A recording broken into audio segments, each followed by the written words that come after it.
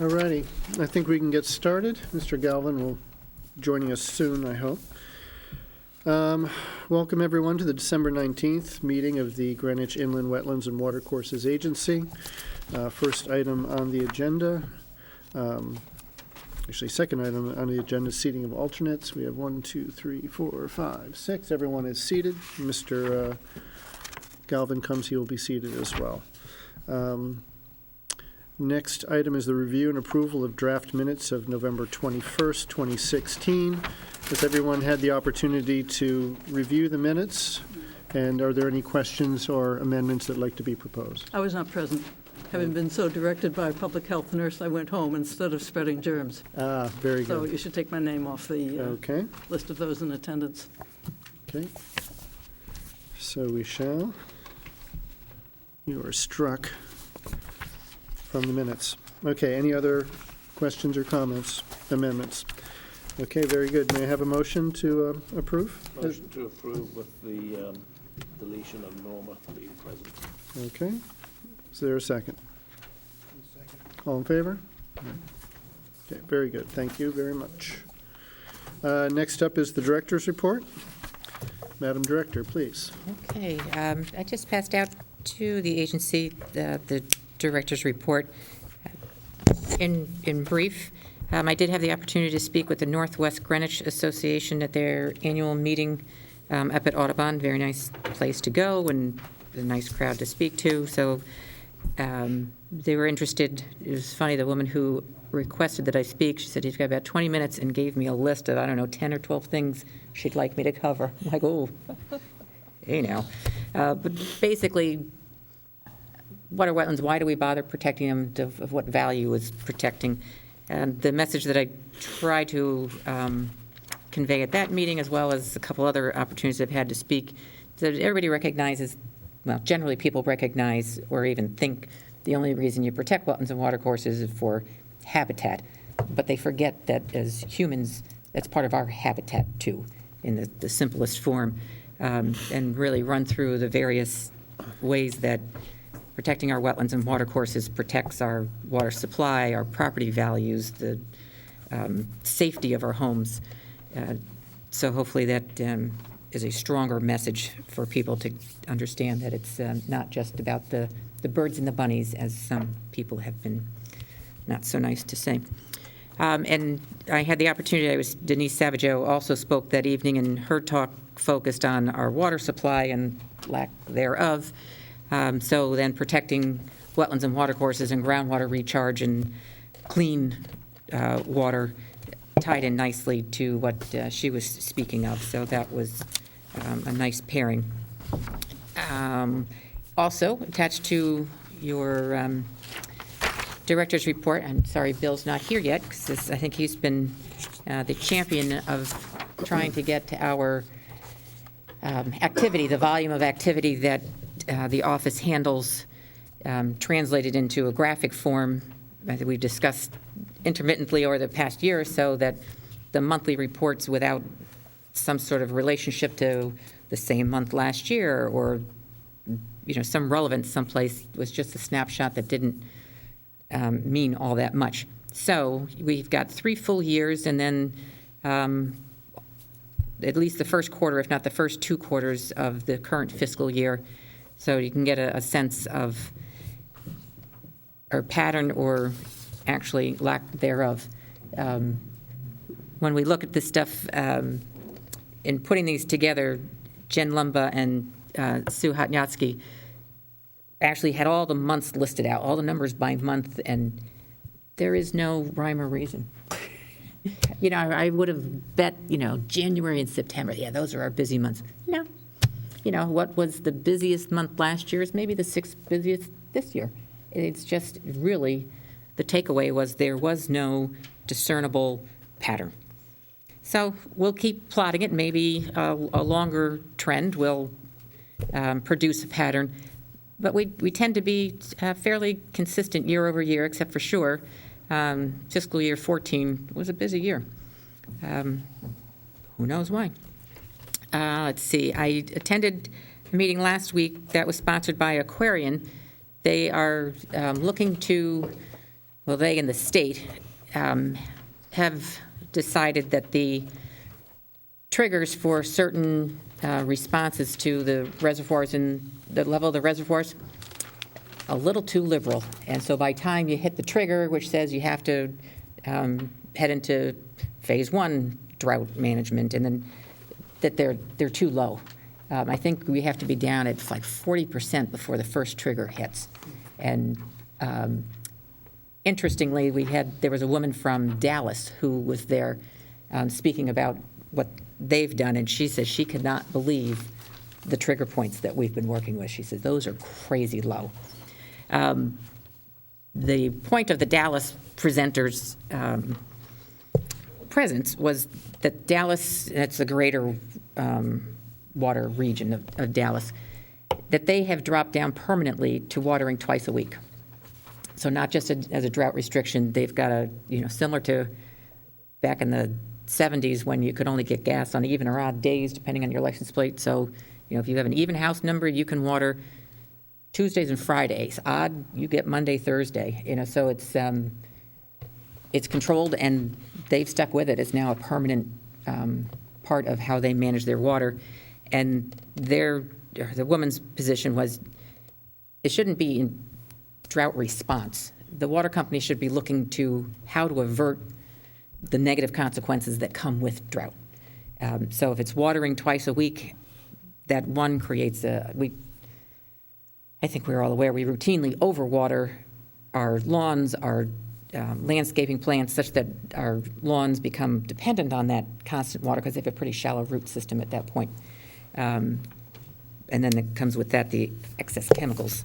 So it actually would be better for our lawns. They would be more tolerant of drought conditions if they had a better root system, which would come from less frequent watering. And for sure, if the Dallas region can deal with watering twice a week, New England can deal with watering twice a week, without a doubt. And towards our work to produce some brochures, as we discussed maybe 3-4 months ago, Lindsay has started working on she created the first draft of the vernal pools, what they are, why they're important, and the target audience for that brochure is homeowners.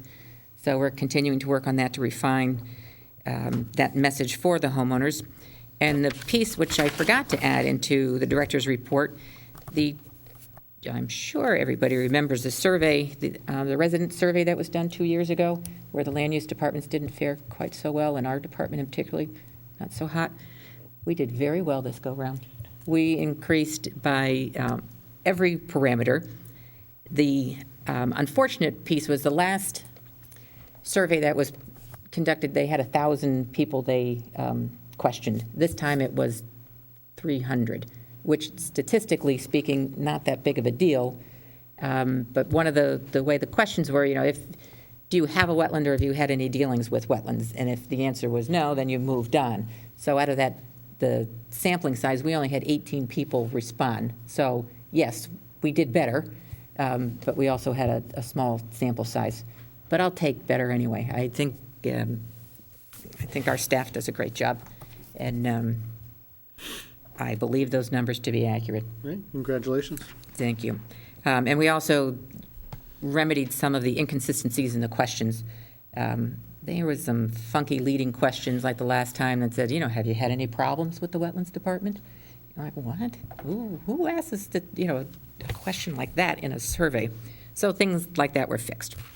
But yeah, my anticipation is going forward we'll have the same positive results, and trying to work with the people in the first selectman's office, if maybe like the Olympics, you do the big survey 2 years, and then the second 2 years you do something that's more targeted, because there's definitely limitations on our takeaways. So how can we as a department, and this would go for conservation, less conservation, planning and zoning, we definitely feel like we're missing some, what is the actual takeaway? If they don't like the permitting process, why? Why don't you like the permitting process? So, good. Well, hopefully we'll get more information as we go further. So that's all. A couple things on that. One is if you could share if you have draft versions of the brochures that you're developing, if you could share them with the board for some feedback and whatnot, that'd be great. And then I guess to your point about the customer surveys, I'm wondering, and this is just something to think about, would it be an interesting idea to include some sort of a post-survey that could be returned to the department when we send out permit letters? Is there sort of a back end, how was your experience, that would just come internally to the department? If we can put in a return envelope in there. We may not get that much of a response, but Yeah, I you think tend to get the responses from either end of the spectrum. Right. But it may But be, it's something to learn from, regardless of what it is. so it might be something worth considering. We can talk about it more at a future date. Excellent. Well, thank you so much. Moving right along to the compliance report. Doreen, please. Okay, so this is referring to the compliance summary sheet you received in your packet. It's the quarterly review that will cover the months of October, November, and December.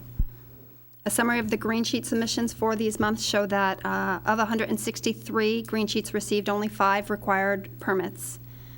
40 of these had wetlands but didn't require permits. This is due generally to small-size projects or projects that are far removed from wetland areas. For incoming applications, we received 19 in October, 8 in November, 7 in December, for a total of 34 over the 3 months. Approximately 14 of these, or about 40%, were eligible for agent approval. Bonds released, we had 44 requests and 26 initiated by staff over the 3 months. 36 were eligible for release. The majority of the reasons for not being able to release the bonds is due to conditions of the permits that had not been met. Some cases, the sites were not stabilized for the winter months. For the total number of inspections for the 3 months, we totaled 283. The deadlines that have been set by the agency for the past 3 months. The relocation of the shed at 21 Walker Court has not been completed to date. Staff has been to the site. The forms have been set for the relocation of the shed. It hasn't been done yet. I have been in contact with the owner, and they're working to get that done very timely, but they just keep running into blocks. So they're working on that, and we're keeping an eye on that. 1 Rainwood Manor has missed the deadline for submitting a revised planting plan. They've also missed their second deadline for submitting an estimate for the installed cost of their plantings, which helps us determine the bond amount. The owner has been notified in writing, making them aware of the impending enforcement action. 84 Hunting Ridge Road, it's been a long-standing violation. We are currently waiting corrective action. There'll be a recap on that at the violation section of the agenda, later on the agenda. All the other deadlines that have been set were met. We had 3 violations over the month of December: 86 Cutler Road, 15 Stonebrook Lane, and 173 Valley Road, which will be discussed on the violation section of the agenda. The total number of individuals served at our public counter over the past 3 months totaled over 554 people. Finally, in November, we worked with our intern, Jennifer Zumba, to complete the riffle bioassessment by volunteers in coordination with the Connecticut Deep. We had some challenges finding a site due to the drought conditions and being able to find a site that was accessible. But we did do it. We got our sample. We sent it into Deep, and we're looking for those results probably in the spring when they do their annual summary report.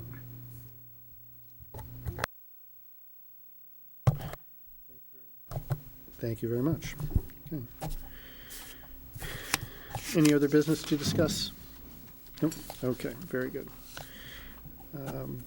One quick thing. Patricia and I had a discussion earlier tonight about the thought of going to 11 by 17 printouts for the maps in our packets. Are there any concerns about going to a smaller size? No? No? Okay. So I think we can go forward with that. I do have one comment, Okay, please. which is if you're going to email the staff reports, please convert them to 8.5 by 11 before you send them. Okay? Because otherwise I have to go through each and every one by one, to convert them, to print them off. Okay. Thank Very you. good. Regarding the 11 by 17 idea, something that I've seen one of our applicants do on a regular basis is they'll send 2 sets of the complete plan sets. So there might be 8 plans, one of which would go to engineering and one we keep for our file, and we have the PDF electronic copy in our file. And then they send the site development plan, single sheet, full size, as for your use. So that might be another option, rather than getting, thick plan sets where you're really not that interested in the detail sheet or something, but you don't want to get a magnifying glass out to look at the details. That's another option. So just this site development sheet would be a full size?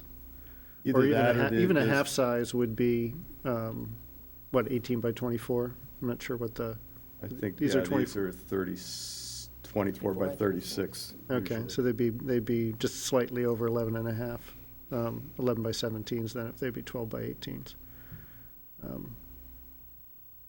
Well,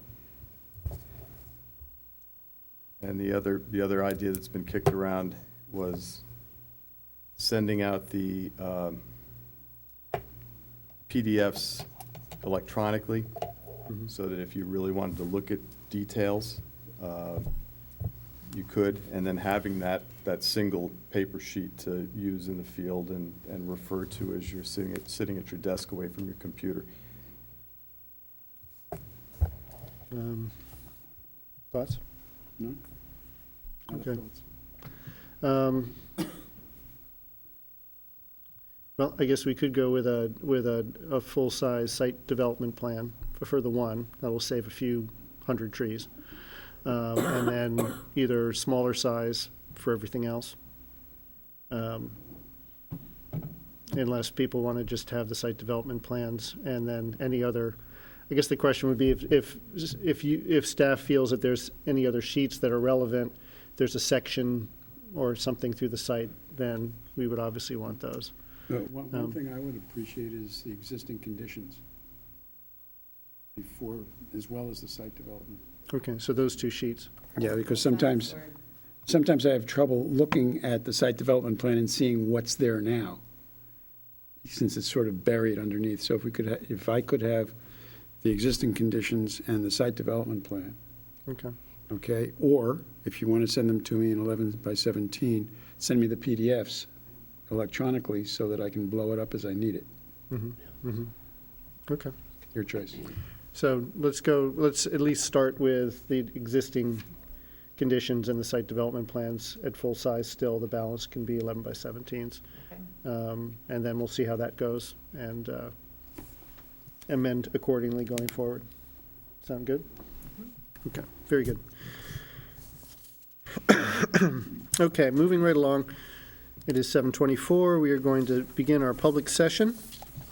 First item on the agenda is 2016-138, 21 Cedarwood Drive, SE Minor and Company, Inc., for Roseanne Berman for the construction of a single-family residence, pool, patio, driveway, drainage, grading, and landscaping 10 feet from wetlands. Mr. Clausy, if you would, please. Okay, this public hearing started last month. There were a number of issues that came up, some of which were very straightforward and the applicant has addressed.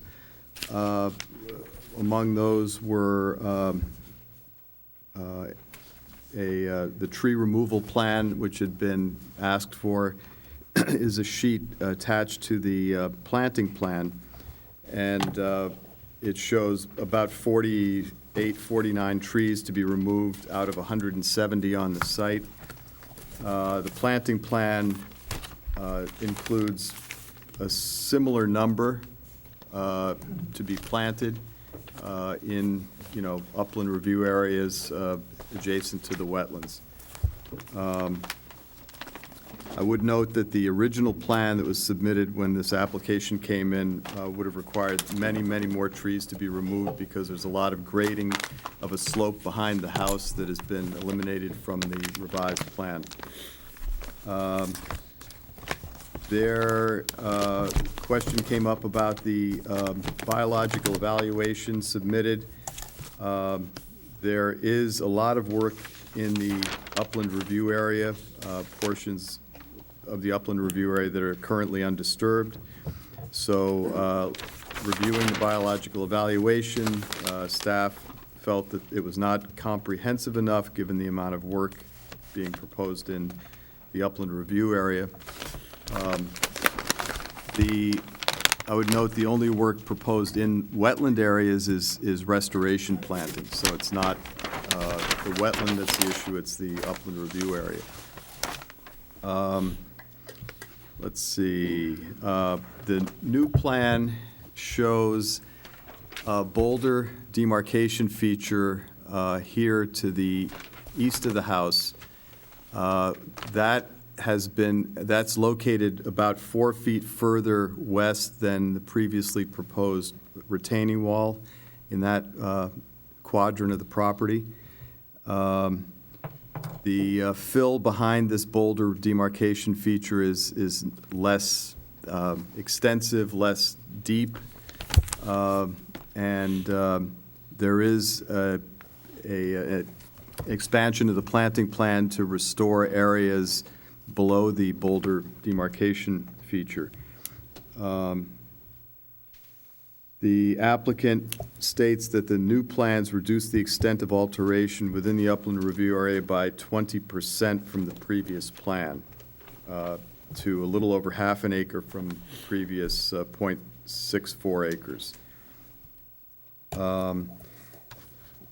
Still somewhat of a question are the alternative development proposals that the applicant used to come up with this plan. Specifically, alternatives with less disturbance in the upland review area. The applicant has not provided justification for the remaining loss of undisturbed upland buffer, and has not really shown us that there are no prudent and feasible alternatives that would maintain more of the buffer and upland review area, which could include changing the size of the house, relocating the pool again, or changing hardscape areas behind the house. The low-impact development strategies that were employed on the site have not really been discussed beyond the discussion in the drainage summary report. So this plan on the screen was submitted recently on December 14th. It's been sent down to DPW with the accompanying drainage report. The public hearing can remain open through the January meeting, and for the outstanding reasons listed above, I'd recommend the agency keep the hearing open. That's what I have to say tonight. List of documents.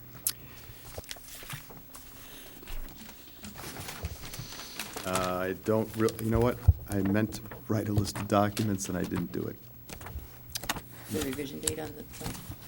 No, I take it back. Sue did it for me. Do you want me to read the list of documents? I think you can just reference a list. All right, well,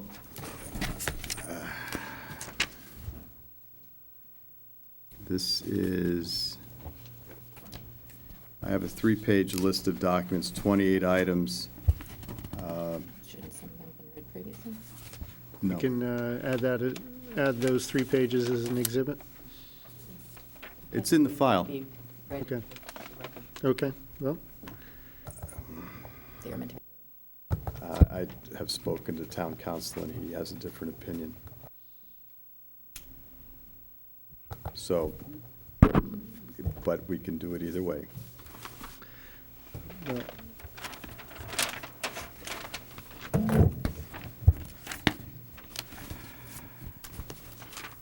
All right, we have site development plans dated September 16th. We have, okay, I don't know how she wrote this, drainage summary report dated September 5th. Drainage report, another one dated November 14th, and a third dated December 13th. A letter from Mr. Liebman, who is the applicant's agent. This is the notification letter to abutters and an affidavit showing that the abutters were notified or sent notification. Statewide reporting form, soils report done by JMM Wetland Consulting Services dated August 15th. Photos taken by staff September 22nd. Those are applicant photos. Tax assessor record card, September 6th was the print date. Project narrative, September 22nd. A letter from the owner granting permission to SE Minor to act as their agent dated August 22nd. The application form, which was received on September 22nd. Engineering request for review, staff sent to DPW Engineering Division, September 28th. Email to Mr. Liebman from staff, dated October 12th. Public hearing notice dated to the abutters, dated October 12th.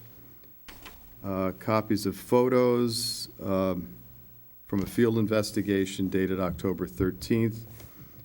Staff email to Mr. Liebman of SC Minor on October 13th. DPW comments dated October 17th, and a staff report dated October 18th. Email exchange between staff and an abutting property owner, Jonathan Redmond, dated October 26th.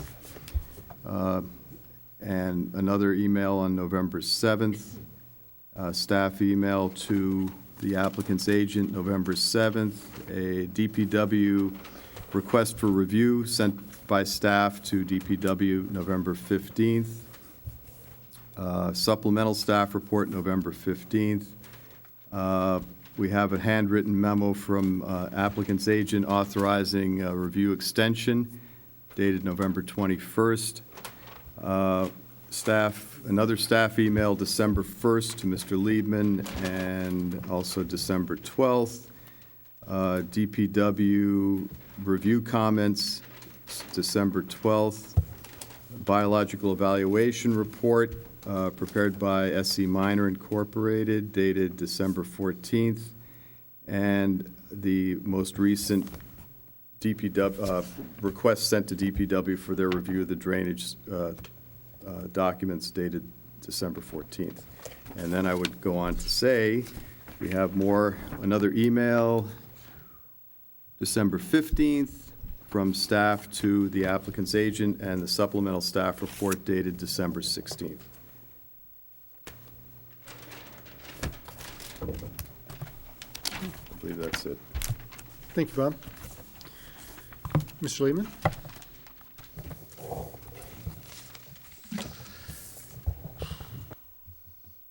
Good evening, ladies and gentlemen. Larry Liebman, Chief Environmental Analyst from SE Minor. Prior to that, I was the Wetlands Enforcement Officer for the town of New Milford for 8 years. Prior to that, I was a consultant for environmental systems planning for 4 years. I'm here representing the applicant. The questions that we have had previously was whether or not the biological evaluation covers the main areas of development. We have reduced the plans twice now for what the agency has requested. Previously, the pool was in this section of town, in this section of the project site. There is currently now a limit of disturbance of landscaping and grading. The site is currently 2.269 acres of wetland. On that, there is 0.365 acres of wetlands on the 2.2 acres site. There are currently no wetland impacts except for restoration that is going to occur in the area that is currently lawn back in this section by the driveway that is going to be rehabilitated and restored. We have, as Mr. Clausy has stated, we have gone and reduced the area that would be disturbed again by 20%. We have also included low-impact development issues. This whole motor court in the front is now pervious pavement. There are, as far as low-impact development devices, there's 2 rain gardens, one here and one here. There is also some planters that are going to receive in the patios, so this way the patios aren't as extensive. We have also, as Mr. Clausy had said, there's 170 trees on site, and 49 of them are to be removed. Of that 49 that are to be removed, 22 of them are hemlocks that are blighted.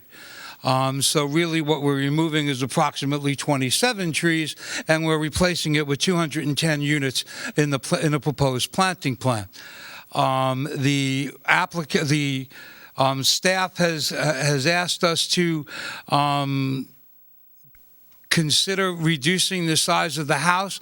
As a matter of fact, the house has been reduced, albeit it wasn't a major reduction, but the house has been reduced. Also,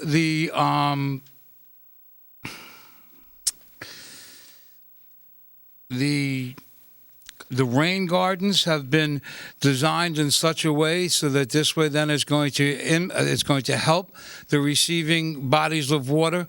There are 2 stone walls, and the stone wall work is the closest activity that's going to happen along the driveway. And there is currently an existing stone retaining wall there that we're not removing. We're proposing to show another wall in front of it, so this way then that acts as an additional wetlands buffer. Again, let me state that there are no wetland impacts to this, and it is our belief that there isn't going to be any detrimental impacts to the resources on the property.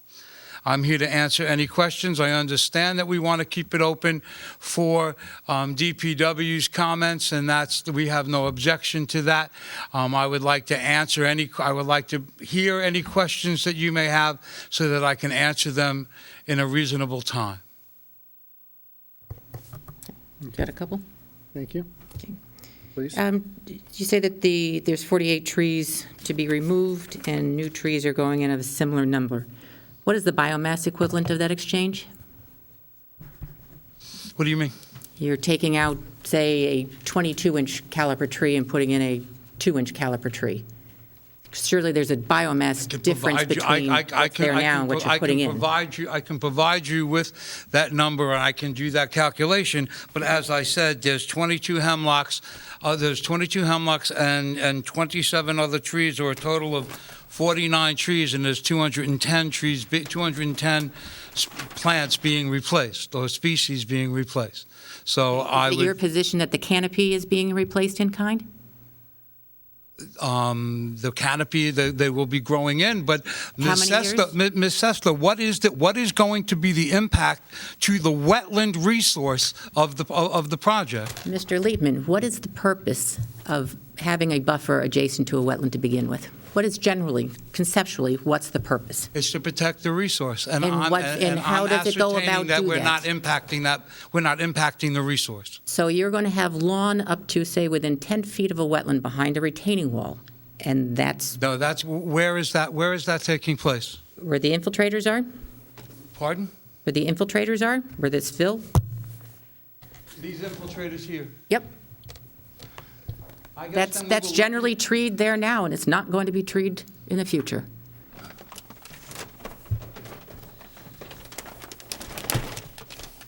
What I'm showing is the tree removal plan that was given, that was prepared by the landscape architect. And if we're and what we're talking about, this is the driveway that's here, and we're talking about 1, 2, 3, 4, 5, 6, 7 trees. Yes? And then in that process of those 7 trees that are going to be removed, then what's happening there in that area, we're replanting that whole area. I would tend to think that the biomass is almost equivalent, if not greater. You'll do that calculation, because I'm pretty sure the size trees that are coming down are substantial. And I cannot imagine the canopy of a 60-foot tree can easily be replaced or quickly replaced. So I do not agree with that assessment. I do not agree with that assessment. So, and I do not agree with the justification for this intrusion. This loss of the buffer now goes out all the way in through here. You were asked specifically to have an alternative that protects this portion of the buffer. You've got it reduced down to 10 feet. That's a 90% reduction with no justification. I think that we're allowed to disagree, that's the first thing. Yep. But we will, that's fine, we will go and show some additional. The agency put in place a 100-foot regulated upland review area for a reason, because that is And the generally 100-foot speaking. upland review area is not a restricted area. The 100-foot upland review area, that's why we're standing in front It is and asking restricted. for a It's permit. not prohibited. And we're asking That's for a correct. permit. And I do not believe you have justified the reason for removing that protective upland review area. Okay, we will look into that, thank you. Is there, so I guess with that, there would be alternative locations for the 2 Coltex that you show adjacent to the rain garden? Unfortunately, the town's drainage manual requires that only 1,000 square feet can go to each of those Coltech units. So to make them low-impact development, to change Okay, and I'm put not- different I'm not- locations, it makes it rather difficult by elevation. But their size, the area that they have to treat is a function of the impervious area proposed, is that correct? That's part of it, yeah. Okay. So there is some flexibility there depending on the design of impervious surfaces. And we have shown some. You've we have- shown we have some placed- we alternative, have- but we have you've not placed- exhausted that. I guess what I'm asking is I would like to know what you think that the impact to this wetland that's down in this corner is going to be, where we've already gone and showed a proposed planting plan. We've already gone and showed a demarcation feature. Would you like me to move the demarcation feature further away from the wetland? We can look at that and see if that's a possibility. I would like to see plans that keep a much greater portion of the protective upland review area intact. Thank you. We'll look into that. Okay. Sure. Okay, Mr. Lehman, on this side of the house, you're changing the grade of the land that slopes down from that existing house to the wetland to a much steeper grade. Yes. We're pulling it, we're You're, giving. you're steepening the grade. You're making it much steeper. What is the impact to the wetland of the increased velocity of the water flow on the steeper grade? We have, that area too is proposed to be planted, and so that this way then it would slow the velocity of that water down. I will get you some exact numbers of what the velocity is coming off of that. Is that area off of that plant, slope. is that area vegetated now? Pardon? Is it vegetated now? Yes, and it will be existing? vegetated when we're done. So one would think that if it's vegetated now and it's vegetated then, and the angle is steeper, then the water's going to flow faster. That depends on what is vegetated with, right? Perhaps. If there's thicker vegetation there or denser vegetation, then it will slow it down a little. And in the interim, while the vegetation is taking root, what's the impact? just like any other application and any other project, the potential impact of erosion to happen to the wetlands is there. But they haven't committed the crime yet. Okay, and we can, and as far as an erosion and sedimentation control plan, we can go and we can blanket the area first and then put the plants in on top of the blanket, so that this way then it'll slow the water down and hold the slope in place. And is there an alternative that reduces that slope? We will check into that. Thank you. Okay.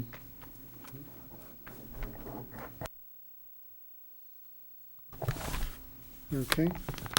Any other agency questions for Mr. Liebman? So you should be looking at the western side of the house with regards to the buffer there. One thing that you may want to look at is how those Coltex are arrayed, if they can be banded more so that they aren't a block of 6, 2x6s. You can pull them much closer to the house potentially, and achieve the kind of separation that we're looking for. I have another question. Please. Is this house on town water, or is it on, well? Sorry, say that Is the again? water service for this house town water, or is it on a well? It's on a well, Okay, so I believe. the infiltrators and the No, I wetlands, stand corrected. It's on town water. Sorry. okay, and where does town water come in? Where's the power come in? Because I didn't see any of that on the plans. There's an existing house there now. It's all Right. going to come in from the same Same service? same service. Yes. Okay, thank you. Thank you. Okay. Okay, any additional questions? No? Okay, is there any public comment or questions on this application? Okay, thank you very much. So, moving on to the non-public hearing portion of tonight. We have 4 consent approvals, 2016-166, 330 Railroad Avenue, 2016-167-27, or 27 Vineyard Lane, 2016-171, 191 North Street, and 2016-174, 58 Brook Ridge Road. Are there any questions regarding any of the consent approvals? No? I have a motion, please. Motion to approve items 2016-166 through 167, 171, and 174. Okay, thank you. Is there a second? Second. All in favor? Okay. Okay, moving on to pending applications. Application 2016-150, 30 Houston Lane, SC Minor and Company, Inc. for 30 Houston Lane LLC for construction of a pool house, terraces, retaining walls, driveway modifications, drainage, grading, and landscaping 10 feet from wetlands. Mr. Clausy, please. Okay, this application was looked at back in the November meeting. Let's see. There were a couple of issues that I believe the applicant has addressed in a satisfactory manner. There was a septic leaching field proposed over here to the southeast of the house. North is to the left on this plan. That's been relocated over here, so it's out of the upland review area, and it preserves this wooded knoll. There is a rain garden over here, northwest corner of the property, that's proposed to take drainage off of the tennis court platform, I guess. The applicant has made what I think is a compelling case that leaving this here is less disruptive than moving it over to the south of the tennis court. There are more trees over here than there are here. They're about the same sizes, so in that sense, it's not a benefit to move it. And the applicant states that they're going to retain the 2 trees, preserve the 2 trees that are in this vicinity, which was staff's concern. I do recommend that if either of these trees succumb to damage caused by the construction of the rain garden during the life of the permit, the applicant will have to replace them in kind. DPW has reviewed the drainage design and has asked for some sort of basic minor revisions that I think can be conditioned as a condition of approval. And there is a revised planting plan that was handed out this evening that restores this point, which is currently turf grass all the way down to the pond, restores that with perennial herbaceous plants that will form a pretty thick buffer when they get established, and will you're not going to be able to grow grass in there anymore. So I think it's a reasonable plan for that part of the property where the owners obviously want to have a nice view into the pond, but doesn't obstruct that and also serves the purpose of protecting the wetland in the pond. So I do think that this is approvable. I've given conditions that I think address, yes, they do address all the points I raised there. Thank you, Bob. Welcome. We have no objections to what's written in the staff report. Okay, thank you. Any questions for Mr. Leitman on this application? No? I have a question for Bob. Bob, do you see any benefit to a demarcation feature on this property? Not really, because the plantings, the quantity of plants they're proposing is so, it's going to be so dense, you're not really going to have, it's going to be a demarcation in and of itself. Okay. Very good. Okay, thank you. No other questions? Is there any public comment or questions on this application? Okay. May I have a motion, please? Motion to approve with the special and standard conditions listed. Thank you. Is there a second? Okay. All in favor? Aye? I'm abstaining because I wasn't here the other night. Okay. Let the record show that Elliot is abstaining since he was not here prior. Okay. Thank you. Okay, moving along, we have application 2016-153 and 2016-155, or through 155, 0 and 500 Lake Avenue, Frangione Engineering LLC for 500 Lake Avenue LLC and Foster Lake LLC for a 3-lot subdivision. Very good. Mr. Clausy, please. Okay, again, the agency first looked at this last month. There were a couple of items that the applicant was asked to respond to. First thing was I believe it was the chairman asked to see a plan that showed all 3 lots accessed from the Round Hill Road entrance. There is an alternative that was passed out to you and shows that configuration, and it looks like they've got a rendered plan here for you this evening showing the same thing. Not that one. Not that one. Well, but it also, oh, you're right. No, you're right. This is, you're right. A bit off here. So, it's in your packet.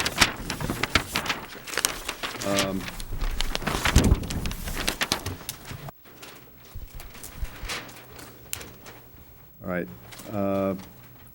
The applicant's agent, Mr. Frangione, gave a pretty long list of reasons why he didn't think this was a prudent and feasible alternative. I highlight the items I think that are relevant, most relevant to the agency in the staff report. It would actually require the removal of more trees along this western property line. It would require the construction of a 16-foot-high retaining wall, which would need planning and zoning variances, which may or may not be approved, and a lot of work up gradient from the land trust, open space area, wetland, and Horseneck Brook. And I think also very significant, in order to get the driveway to Lot 1 and a driveway to Lot 2 onto the property, the house on Lot 2 would have to be shifted to the east, closer to this on-site wetland. And right now, the nice thing about the applicant's proposed plan is all the houses and most of the development are beyond or just inside the upland review area. They're well removed from the on-site wetland. So I don't believe that bringing 3 lots in from Round Hill Road is a more prudent alternative than what's being proposed. Also, a question came up about whether a conservation subdivision is possible here. And Mr. Fran Jones states that in the RA2 zone, a minimum of 20 acres is needed to do a conservation subdivision, and this is only a little over 10 acres, so that may not be feasible. A request was made to consider expanding the planting plan to revegetate all lawned portions of the wetland, and that is the plan that I confused at the beginning here. The applicant has come in with a plan dated December 1st, showing all the lawned wetlands restored. The cross-hatched areas are the new restoration spots in the wetland. And the total area of new meadow now is over an acre, which is about 3 times what was originally proposed for restoration. Because this is now the applicant's proposal, the pollution renovation analysis that was asked for based on the idea of maintaining turf grass in the wetland is really not needed anymore. Okay, so we get to DPW again. There were additional information items and revisions requested by DPW. Those materials were submitted on December 8th and sent down to DPW. We have not received their comments, and I think particularly since the neighbors on Round Hill Road are so concerned about stormwater runoff that it would be prudent for the agency to wait to see if DPW agrees that the runoff to all points of concern is going to be no greater than existing conditions through 25-year storm?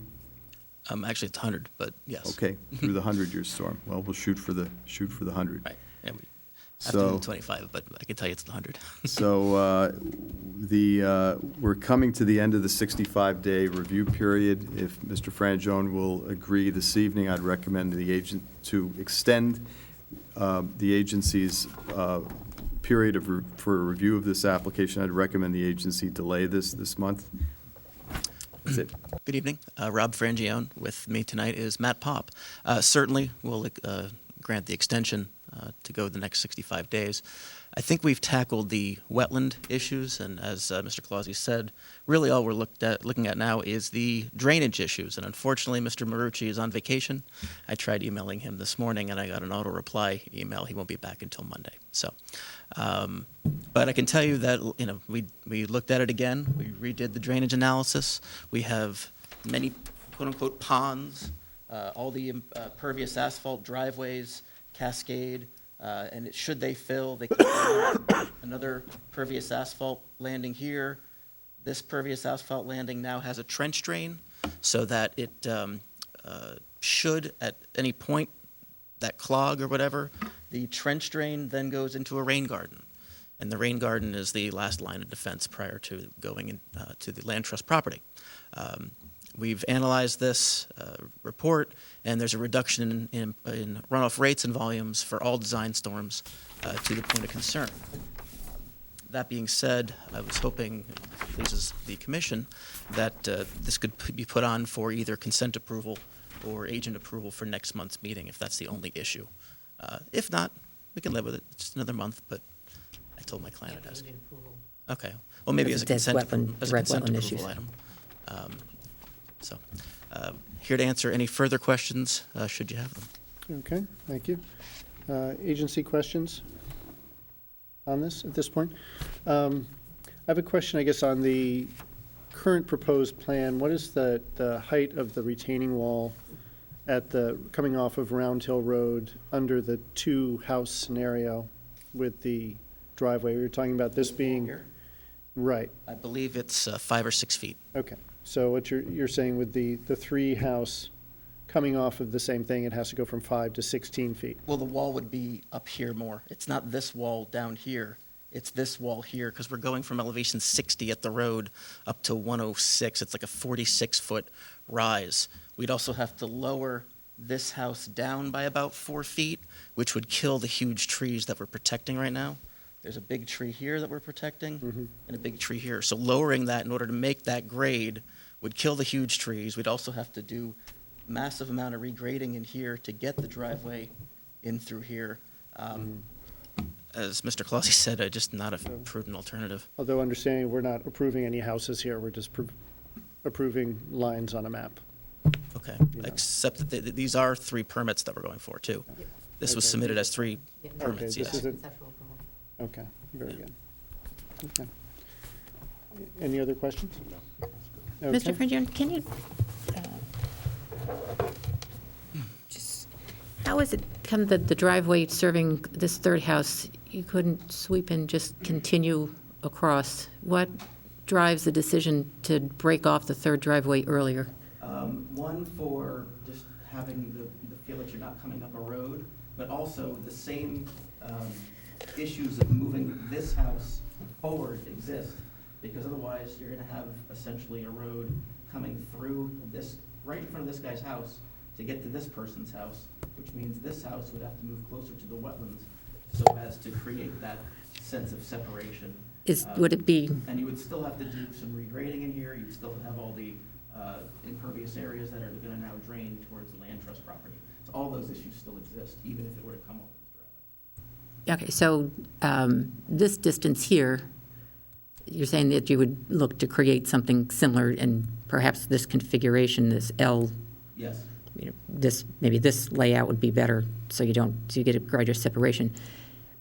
So I understand what you're saying about the increased loss of vegetation in through here and the movement of this house eastward, but the trade-off is also that you take out and restore a section of wetland. So keeping in balance what the mission of the agency is, it seems to me that restoring actual wetland in favor of losing some buffer, that's a discussion, I don't feel like we've delved into that one fully enough. I still think that this is the most feasible and prudent alternative.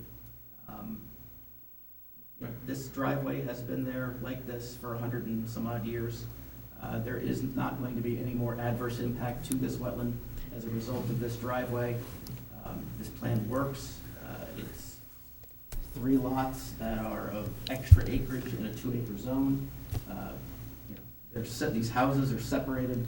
Like we said, it's beyond the 100-foot upland review limit.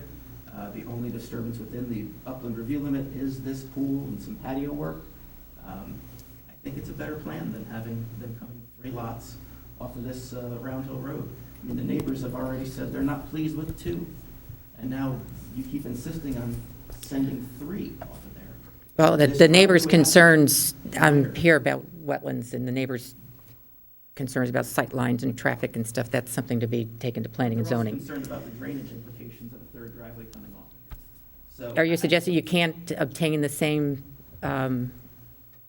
stormwater? It's going to be difficult because I got the septic system here for this lot and the septic system here for this lot. Really, the only places to put the septic system on this lot are down here because the soils are much worse down here. There's a reason why the old house's septic system is right there. Is it the septic system couldn't go under the driveway? It could, however, we also have the stormwater implication. And I can't put a pervious asphalt driveway over a leaching area because you have water. So the alternative that you submitted is not equal to what your preferred proposal is from a stormwater management standpoint?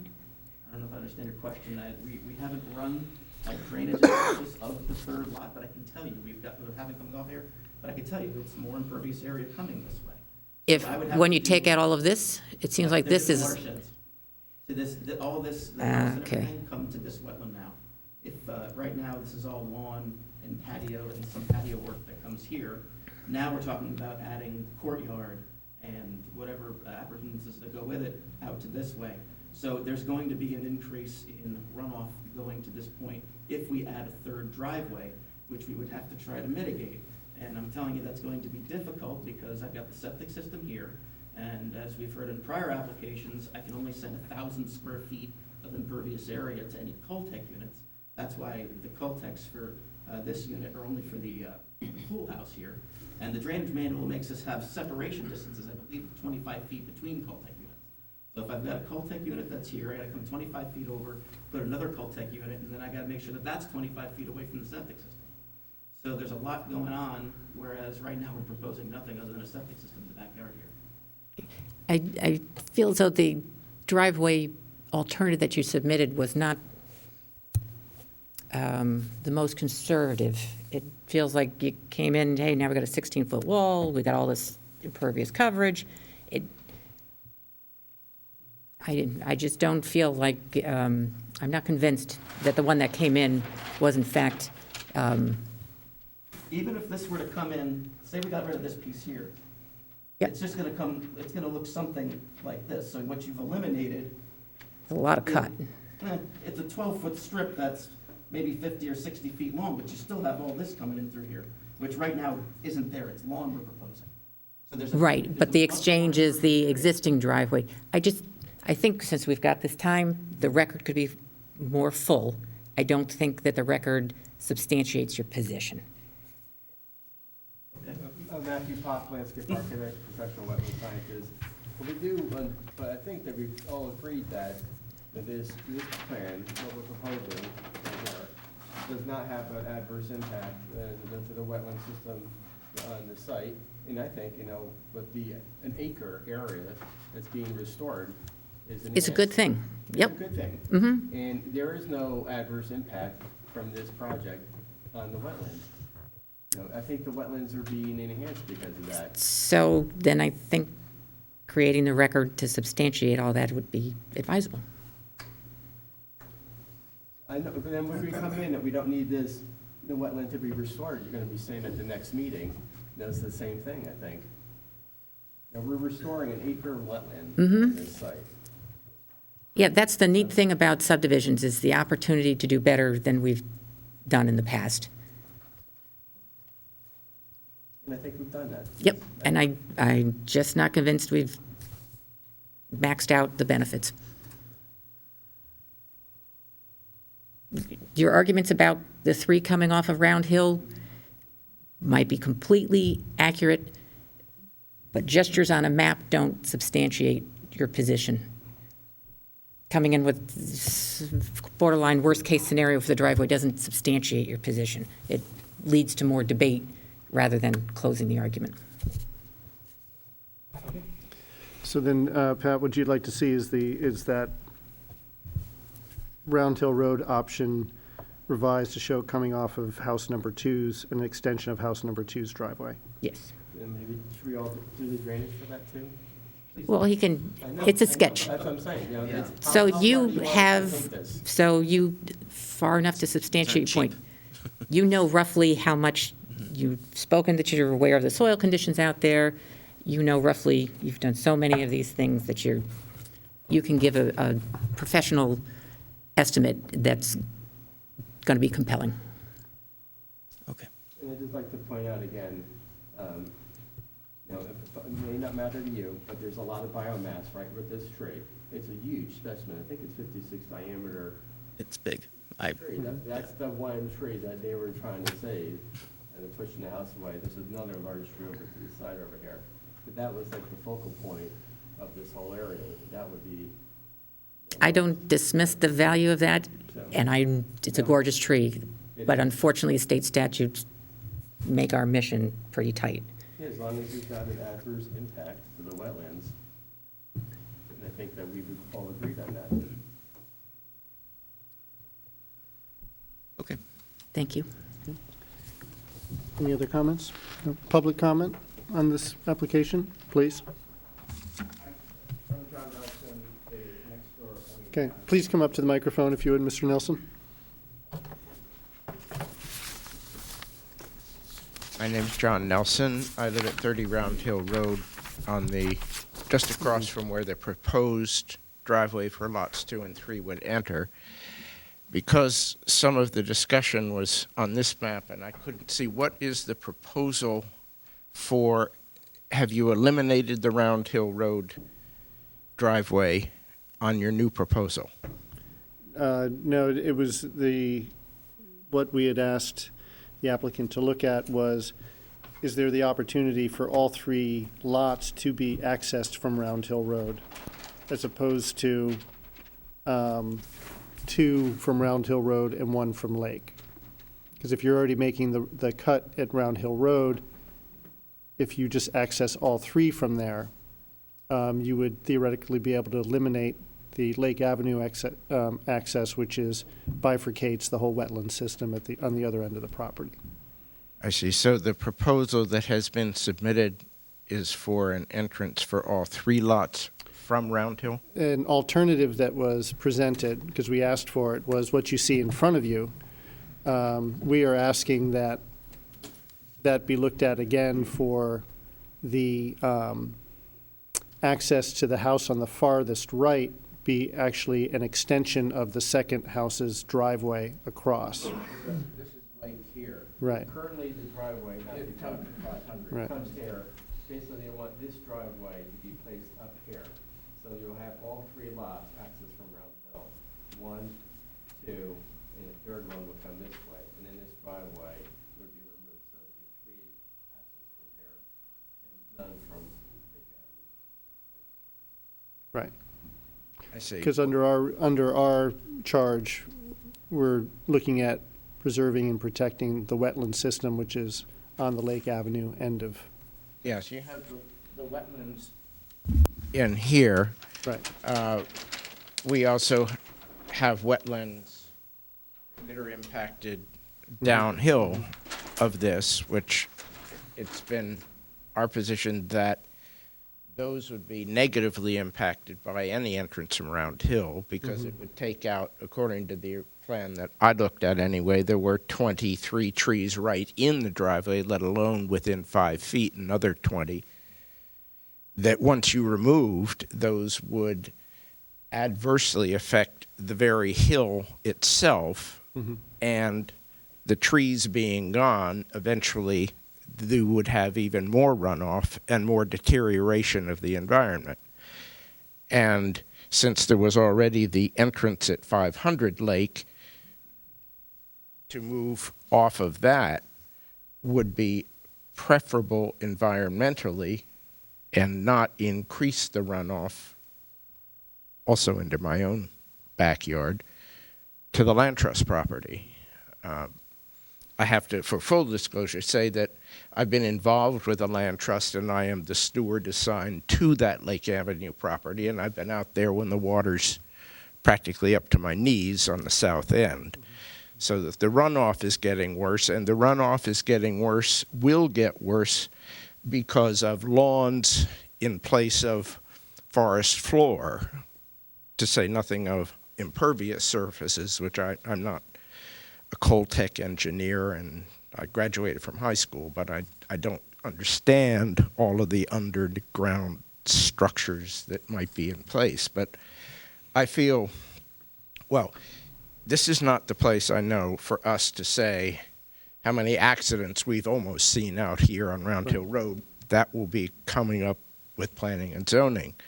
The ultimate irony to me would be, having lived there 45 years and seen accidents, 1 death, 3 of my dogs, my daughter almost killed out there, that the people living in those houses will live there about 3 weeks before they say, I can't make a left-hand turn onto Round Hill Road. And they're going to come back and say, we've got to get to Lake Avenue. I can't stand it. It might look good on paper, but that is a speedway. And people actually, that and Fisher Flats are 2 places to pass slow drivers. But as you said, yeah, those are items to be brought up with DPW. P&Z. But the irony would be if we cut the trees down and got it all approved by everybody, and then the people who came into the house came back and said, no, we can't get out that way. You will have done the damage on both sides, and they'll find some fancy people to come up with a reason why they ought to go right over here with a suspension bridge or something. I'd like to take a bigger view, and, okay. Okay, appreciate You it. know where I'm coming from. Yes. That raises an interesting question for me. I'm sorry I wasn't here for the November session, but was any thought given to moving the houses to the the west, toward Round Hill, and in fact doing as has been suggested, and using the existing driveway? Yes, and Mr. Frangiano, correct me where I steer incorrectly. So if the driveways were to serve 1 and 2 came off the existing driveway and then turned south, the driveway would be, 1, closer to the wetland than what's being proposed now. It would also be low enough in the topography such that meeting the stormwater requirements would be difficult, and especially given that as you come further down that hill, you're intercepting high groundwater. So it was a stormwater management in addition to being closer to the wetland than what is being proposed to come off a Round Hill. Did I capture that? Thank you. Okay. Thank you for your comments. Thank you. Shannon. Please.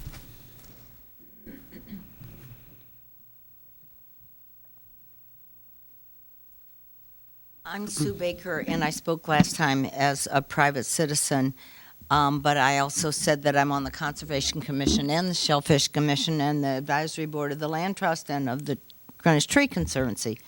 And so I still have the same concerns about the trees and about the impervious substrate that will take place. I couldn't really see what you were doing up here, and I couldn't really tell what you were doing back there. But at the last meeting, I said to Matt, what does everybody know about the land trust properties being wetlands? What is the soil?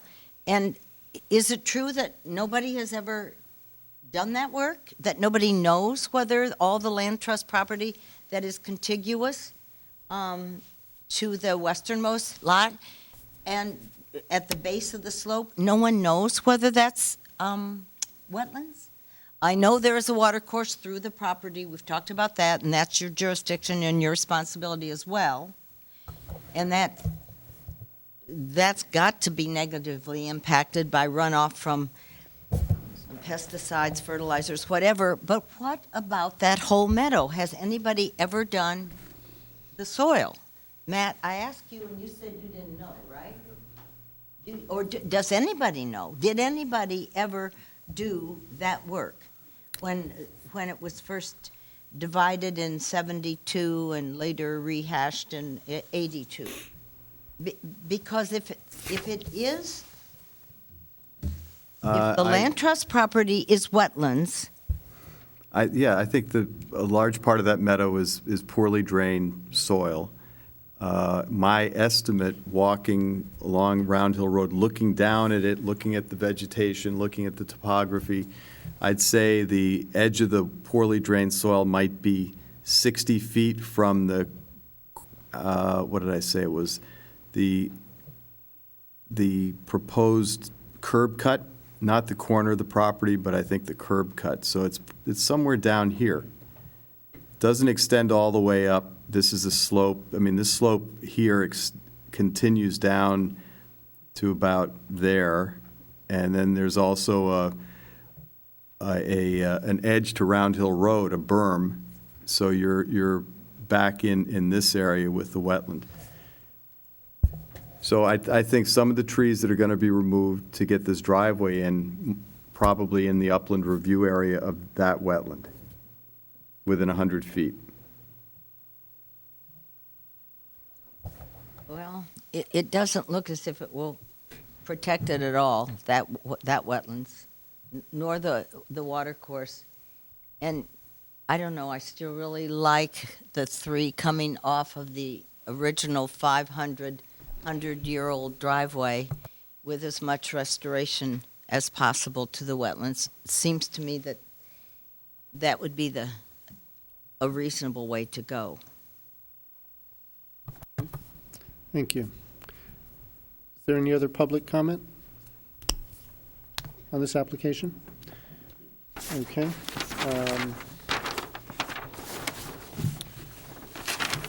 Do we,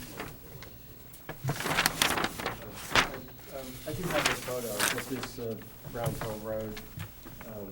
Thinking about, after, over here somewhere looking to the south. I had a hard time telling where that wetland was. I thought it might have even been a little bit further than that, but it was tough to tell if anybody looked at it. And a lot of the trees in this vicinity, if you look at the picture, they still have the yellow leaves. Those would be the Norway maples. So kind of in through here. okay. Thank you.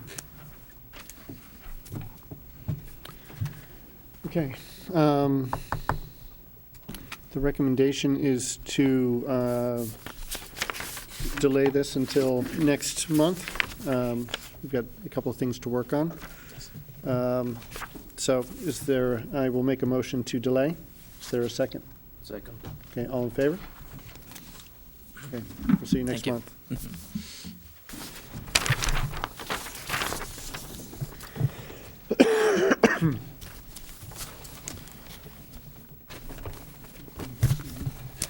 Okay, next up is 2016-155 to -169 and 173 Valley Road, William Kenny Associates for William Lenan, trustee, and Janice Lenan, trustee, for installation of two docks and a deck. Doreen, this is you. I am actually going to, I know the Lenan, so I'm going to recuse myself for this application. Okay, well, I'm recommending a delay. We didn't receive any additional information. We did receive an extension. Also, Okay. it's going to be reviewed at the violation portion of the agenda. Okay. But at this time, I'm recommending a delay. Okay, Okay. fair enough. Is there a motion to delay? Do we need a motion to delay? Is there, we're good? Okay. We need an extension. Bill's here. That was received. That was received. Okay. So is there a motion to delay? Is there a motion to delay? Okay. So moved. Second? Second. All in favor? Okay. So moved. Very good. Okay, I'm back. Thank you. 2016-165 Babcock Pond at Wickham Hill Road, Solitude Lake Management for Wickham Road Association for hydro raking Babcock Pond. Ms. Sesto, please. This application was mailed into the office, and it is substantially incomplete. I have contacted the Solitude Lake Management prior to the last meeting, and then again last week, and left a message in between identifying that there's issues and that we're going to be out of time unless we get an extension, and I have not had any of the calls returned. Okay, thank you. Is there anyone from Solitude Lake Management in the room today? Any public interest in this application? Okay, I'll make a motion to deny for incompleteness. Is there a second? Second. Okay, I think we'll give that to Norma. All in favor? Okay. New applications to review. Excuse me. 2016-169, 427 Taconic Road, Frangione Engineering LLC for Morton Kramer for construction of a single-family residence, driveway, septic system, pool, patio, and drainage 50 feet from wetlands and expansion of a pond. Mr. Clausy, please. All right, back in 2008, the agency issued a permit for development of this vacant lot. The layout was essentially the same. The current house footprint is somewhat different, but the impervious coverage is about the same. Driveway's about the same. This demarcation feature here at 50 feet on average is the same. The main difference in this application, and the work proposed on the pond as far as doing regrading here, establishing an emergent shelf in the southeast corner of the pond. That also is the same as back in 2008. The main difference here is the applicant has had to conform to the current drainage manual. So there's a pervious asphalt motor court next to the garage, and calculations to support the the idea that this is compliant with the current drainage manual. DPW has looked at the design, and they only have some minor revisions required that I think could be conditioned as if a permit were to be issued. Let's see. So all in all, I think this design is pretty good for this lot. The structural setback for the house is 75 feet. You've got a meadow proposed for 50 feet around the pond. There is this enhancement plan that was a separate sheet that I believe you were provided that has trees shading the southern side of the pond, which is the most important side to shade during the summer months to keep this small pond from heating up and becoming full of, as full of algae as it might be. There were some staff questions about the assessment of the current condition of the pond and what this, the benefits or issues with this restoration and enhancement plan would have, particularly because it's a small pond. Right now, the pond level's quite low during the drought. There may be pretty extreme fluctuations in its level even in a good year, so what would that do to vegetation on the emergent shelf? That's kind of the main question regarding the direct work in the watercourse. So if the agency's satisfied with what Mr. Frangione and Mr. Kenny have to present tonight about that work, I have provided conditions of approval. Otherwise, you may want more information before you go to that point. Okay, thank you, Bob. Welcome. Good evening. Rob Frangione again. With me tonight is Bill Kenny. This site plan, or a version of it, was approved in 2008. Permit expired in 2010 because it only had a 2-year window, or 2-year expiration. Had it been 5-year, it would have qualified for the extension through the State Act. That didn't happen. So here we are. Essentially, the plan is very similar to what was already approved, but it's better in that the house has moved back, and it employs pervious asphalt and other measures. The buffer demarcation that was required under the 2008 permit is still there. It's going to be a boulder demarcation feature because one of the things that DPW engineering wants is for that to be open so that the runoff from the driveway can go through the 50-foot meadow and then be treated prior to going into the pond, the man-made pond, which will be expanded. And the drainage system works where you have reductions for all flow rates. Bill Kenny, I guess we'll just quickly go over the questions with regards to the emergent shelf plantings. Okay, thank you. Good evening, Bill Kenny, William Kenny Associates, Fairfield, Connecticut. So I revisited this, went out and actually did a site inspection today.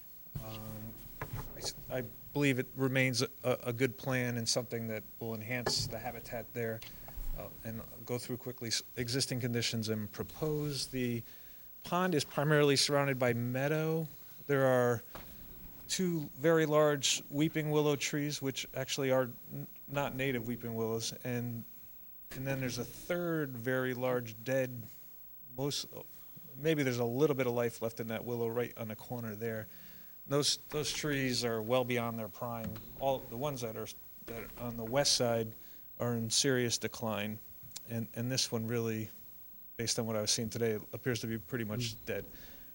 So mostly meadow around. There's some scrubby vegetation, particularly a patch in this area right here. And what that is a large old pussy willow shrub that has fallen over, and it's sprouting from its stems.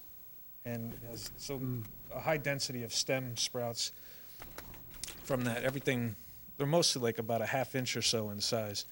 But otherwise, the pond banks, it's a man-made pond, dug, it's isolated, and has very steep banks and that fluctuating water level. So there is, the wetland fringe is very minimal because of that steep bank. So we were looking to expand, there's a section here on the drawing, cut back the slope, make it less steep, put in the shelf. And the questions that were raised are very good with regard to the fluctuating water levels. We did specify plant material that's on the drier end of what would be considered an emergent marsh. An emergent is where the wetland is, there's water ponding. And these plants can withstand a variety of ranges from saturated soils to standing water, but mostly on a more seasonal basis of standing water for shorter periods, not something where they're standing water throughout the season. So I think that it's certainly worth, after looking what's happened with the drought, I think it's a good plan. It can be refined with some additional information that could be obtained over the next year. That we could monitor the water levels this winter through the end of summer, and then working with staff, take a look at two questions: where we want to put that shelf, whether it's a little bit higher or it stays exactly where it is, and whether or not we want to tweak the plant list a little bit. But I think in general, the plant list is good, and the shelf is close to where it needs to be, but it might benefit from some modification based on additional information gathered over the course of this coming year. And then you could do a planting in the fall and adjust it as necessary, if necessary, based on additional information. Okay. So, all right. So, when would you do because you are excavating to create the shelf, right? yes. So would you be looking to do that as part of your study, or not wait, or you would wait on that until the fall? Till the fall, September, say? Okay, so there would be no excavating ahead of time Right, of the shelf, right. Yep. and then concurrent with looking at Yes. water levels? It's Okay. a relatively small amount of work, so you could excavate that and complete it within 2 weeks, I think, the excavation and the planting. Okay. Questions? Further questions? Yes. What is the purpose of creating? I understand previously that the pond, in 2008, the pond had a stormwater detention element to it. Yes. And so expanding it was part of meeting that stormwater management goal. What's the goal now? I believe, well, that's still an important. Yes, still stormwater detention is. Oh, so it's necessary to meet, Yes. Because Okay. the water quality is met through the overland flow over the meadow buffer to the pond, and the pond itself does the stormwater detention.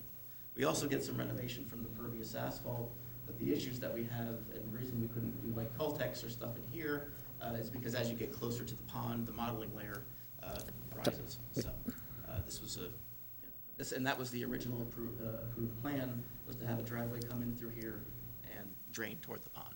So that's. so the extent of excavation is driven not by, and I mean, no disparagement, no judgment in the statement, it's not driven to create a particular type of wetland habitat. It's created to create a volume of storage that the plantings are responding to. Is that the function comes first, which would be the stormwater Yes. volume. Yes. And then Bill's plan then says, okay, this is what we've got, here's what we should be planting. Yes. Is that fair? Yes. Okay. Okay, so you don't have the volume without doing the additional excavating? Correct. Okay, fair enough. Okay, is there any other comments, any public comments or questions? You look like you want to add something, Mr. Kenny? No. No, okay. Is there a motion, please? So we're, based on the conversation here, then in addition to the special condition that Bob has outlined, would be the additional special condition to have a 9-month monitoring period of groundwater levels and revision of elevations and planting material as warranted. Right. Okay. So moved. Second? Second. All in favor? Okay. Thank you very much. Have a happy holiday and happy New Happy Year. holidays. Yes.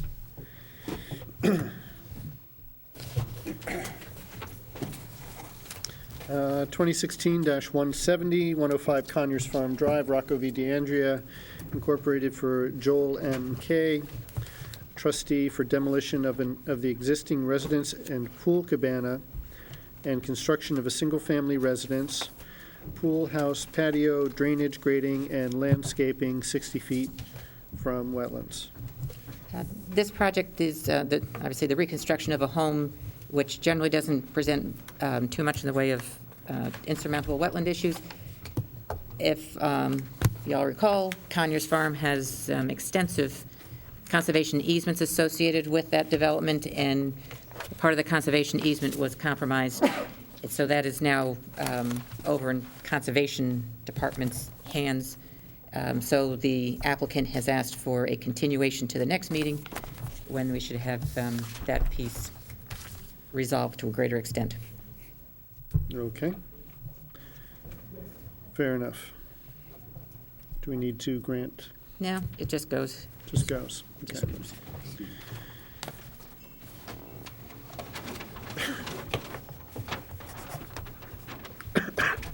Excuse me. Okay, 2016-172, 21 Leah Fail Way, Coastal Construction Corp. for Naden, Florida Family Trust for construction of a single-family residence, porch, patio, pool, septic, driveway, drainage, grading, and landscaping 35 feet from a wetlands. Mr. Clausy, please.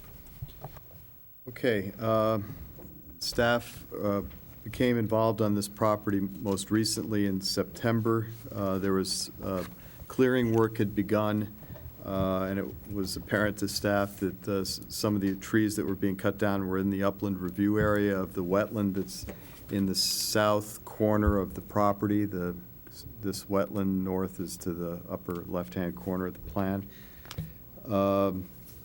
This went to a cease and correct hearing before the agency at the September meeting.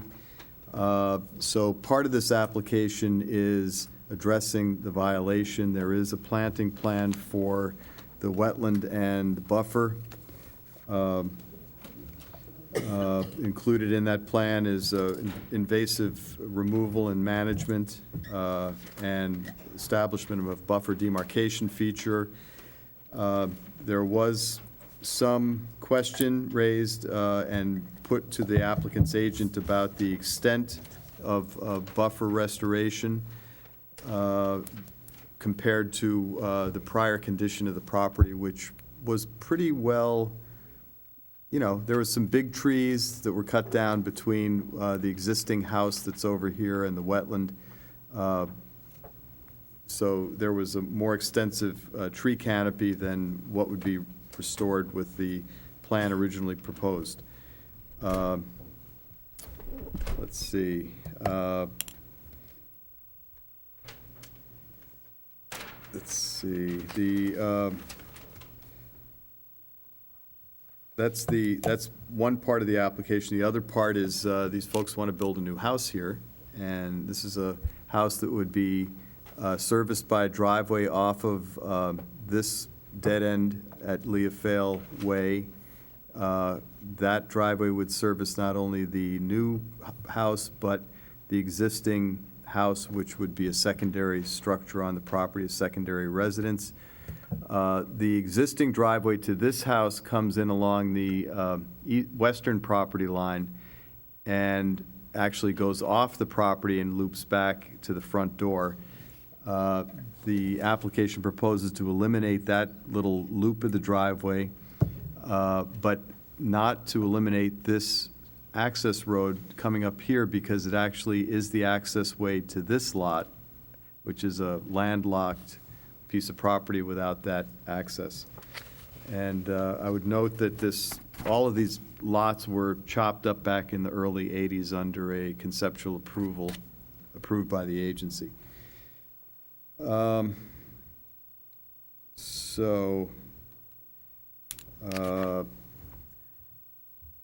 Questions have been raised, sort of hand in hand with the question of how extensive a buffer restoration is proposed. As to the size of this new house, which is largely responsible for the size of this infiltration gallery, rain garden combo here. And you also have a pool and a retaining wall back here. So some question about whether, if this buffer needs to get bigger, maybe this house needs to be moved, changed in size, redesigned, or something to provide more space for a restored buffer. The other thing I would point out to the agency is we did get a letter from the Greenwich Preservation Network that was in your on your place this evening, and they note that this maintaining this house with a new house on the property sort of assumes that this is not just a standard lot, but has some sort of a historic overlay status.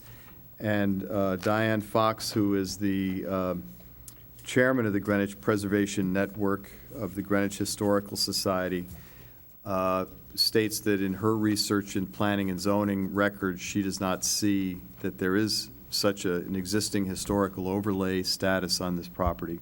So that's kind of a question, how they're going to do that. The other thing Ms. Fox wanted to point out is that there has been work and progress made on finding somebody to adopt the amphitheater and relocate it to another property. But in order to accomplish the work of relocating this structure, they'll need about 6 weeks to get it up and out. So we explained, Ms. Sesto and I spoke to Diane last week, and we explained that it would probably be at least 6 weeks before an approval was granted for any application like this. So they probably have time, but that's not a wetland issue per se. It's just an issue of interest. But I recommend the agency delay this right now. DPW is looking at the drainage design, has not gotten their comments back. Actually, they have gotten their comments back, and they want significant revisions and additional information. And there is the question of the buffer that Mr. Kenny's here to address this evening. Thank you, Bob. Mr. Kenny?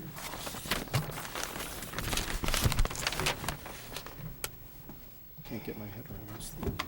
My primary message is to say that they are looking at options for expanding the buffer, and we'll be returning with a revised drawing to address that comment. And beyond that, just here to see if you might have additional comments beyond what's noted in the staff report.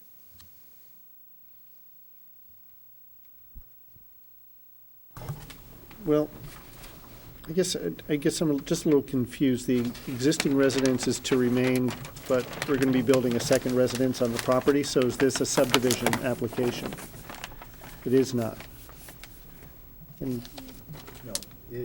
Apparently, with historic overlay status, you can have two residences on a piece of property of this size in this zone. You may not be able to have a second residence that big on this property, which was another point that Diane brought up in our conversation. So, again, it's not a wetland issue per se, but it's a question. Okay. And then, I guess my other question would be, we have this existing driveway that's running along the west end of the property, which circles around into this to meet the existing residents, or the historical overlay residents, for lack of a better term. And the idea is to keep that driveway because it also accesses a landlocked thing. So I guess my question would be, why doesn't the landlocked parcel also be accessed via Leafale Way from that way, and then you'd be able to abandon that existing driveway that runs right up to the wetland boundary? Would be a question as to why isn't, that a feasible alternative?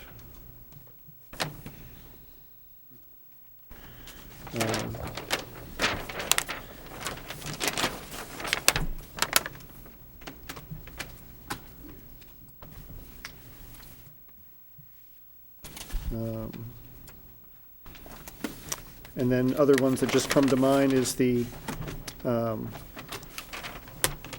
proposed in-ground pool we have it within the 100-foot setback line. Is there any reason why it couldn't be closer to the large residence? Also, the array of Coltex, is there no reason that couldn't be further back from the wetlands as well? Those are just some of my initial reactions to what I'm seeing here. Sure if other agency members have things to add.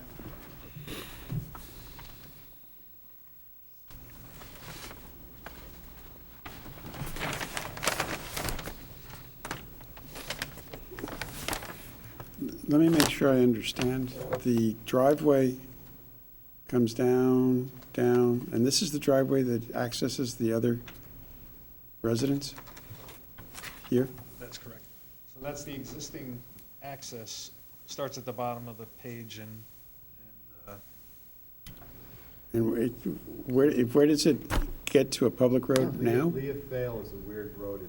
It's like a U. It comes off of Valley Road and then it splits, and the northern or the eastern end goes up to this dead end, but the western edge sort of just peters out and becomes this little driveway.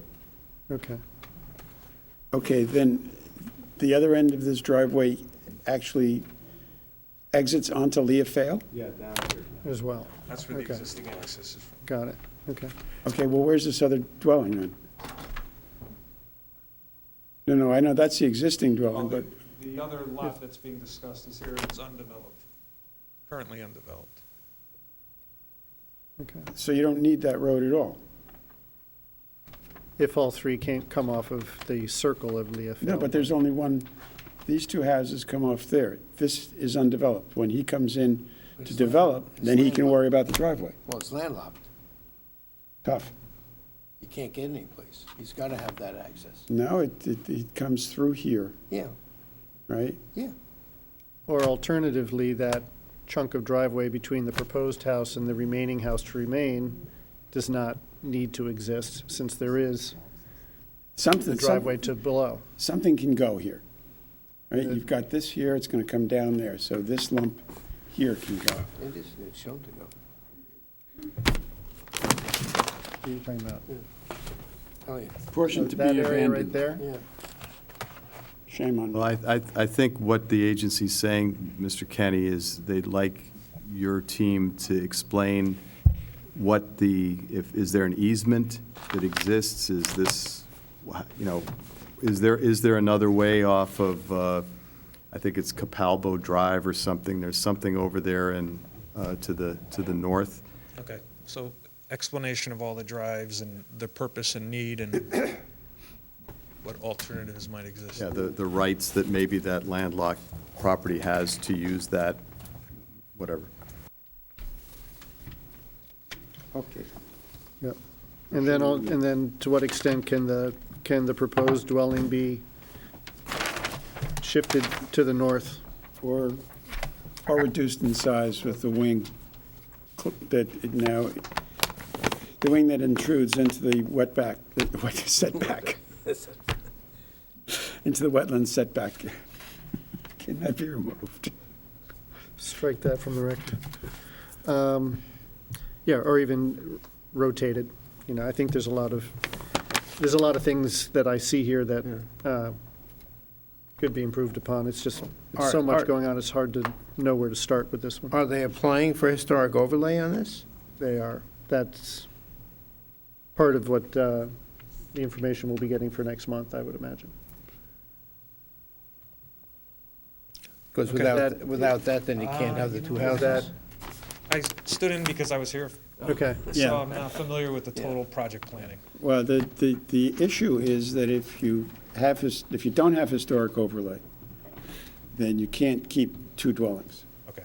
Okay, Right. if you do have it, you still potentially have an issue with FAR between the two dwellings. Okay.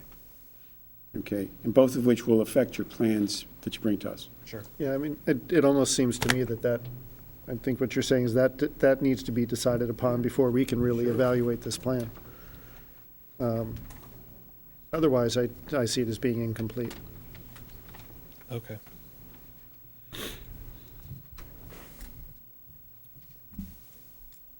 Given the speed of planning and zoning, they may want to withdraw and resubmit. Yeah.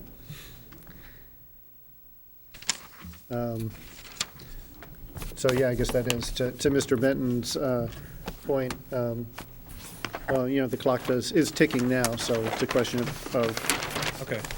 where you may want to pull this until we get some clarity on the other, but, you know, it's your wallet. We will look at that immediately. Okay. Any public questions or comments on this? No?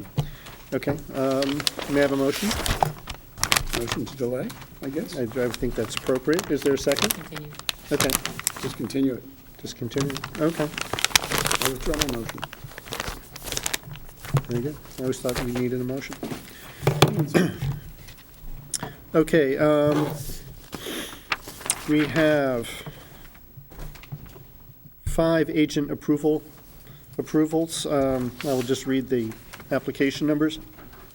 2016-168, 2016-175, 2016-176, 2016-177, and 2016-178. Are there any questions on any of the agent approvals for this past month? No. Okay. And finally, I'll make a motion to receive applications 1 through 7 on tonight's agenda, 2016-179, 180, 181, 182, 183, 184, and 185. Is there a second? Second. All in favor? Very good. Okay, and on to violations. We have 4 this evening that we'll be talking about. First is cease and correct order 2016-13 for Sonia Hedvat, 84 Hunting Ridge Road, failure to correct unauthorized clearing within a wetland, excuse me, and buffer area. Okay, Mr. Liebman, I believe, is handing out the planting plan and his draft of sort of the protocol for removing the invasive species, which is largely Phragmites, and restoring the area of the wetland that was cleared.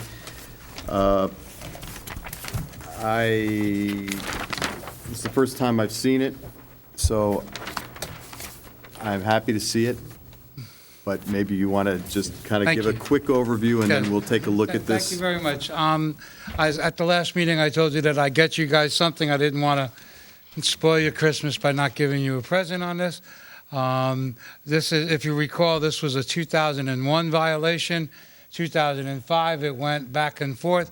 And then at the 2 meetings ago, the applicant was here, and then the agency directed me to go in to file a plan. Since then, I have walked the property multiple times. I went out with staff, as a matter of fact. I broke it into 3 separate areas. I mean, I gave this to you guys because the whole idea behind this was that we were going to start and try to put something on the land records or put something in the file that, should the property sold, that they would be held to it. So that's why I wanted to give you guys a first look at it. This is not a completed document as far as the narrative and everything else is concerned, but it does get into the methodologies and the use of herbicides for the removal of Phragmites, as well as the maintenance and monitoring that needs to happen. The first area that if you look at the map, that was the landing area where the logs were. This is in the wetland and in the wetland fringe, and so I decided to put some of the.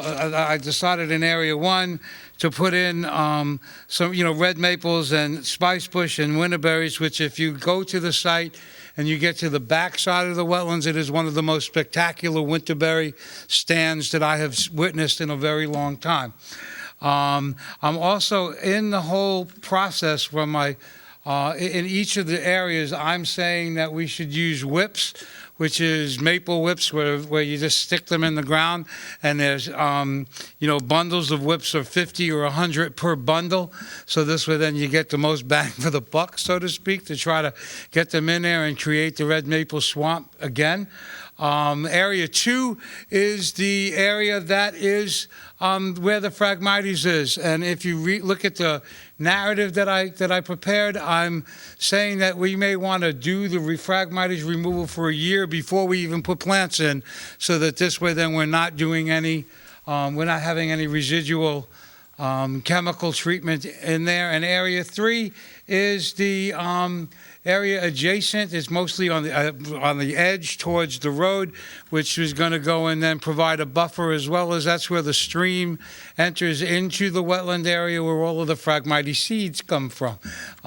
So this is a work in progress. I would greatly appreciate any comments from staff or from the agency, so that this way we have a document that everybody feels comfortable with, so that this way then we can get this area ultimately and eventually restored. And there's some caveats in there that I put, that prior to the start of any of this, it needs to be reviewed and the area is investigated. If property doesn't sell and it doesn't happen for 3 to 5 years, we can see the Phragmites expanding. So that was the whole idea behind this process, was to get something in place that everybody's comfortable with, so that this way that is buyer beware. They know this is what you got to do. If you'd like me to get, the other question that I have for this is, if you'd like me to go and to try to put numbers to this, put it out to bid of what it would actually cost to do this, and we can set parameters as to, a year of Phragmites removal with Roundup, removing the tops and the things. I'm not going to attempt to burn. I'm not going to attempt to disc it. That's just going to make it worse. I think that the way to do this is to do the 3 areas, do 1 and 3 at the same time in the beginning, and then number 2, it may take a little longer, because that's where the Phragmites is. Okay. Thank you. So Bob, you're just getting this now as well? Yes. Okay.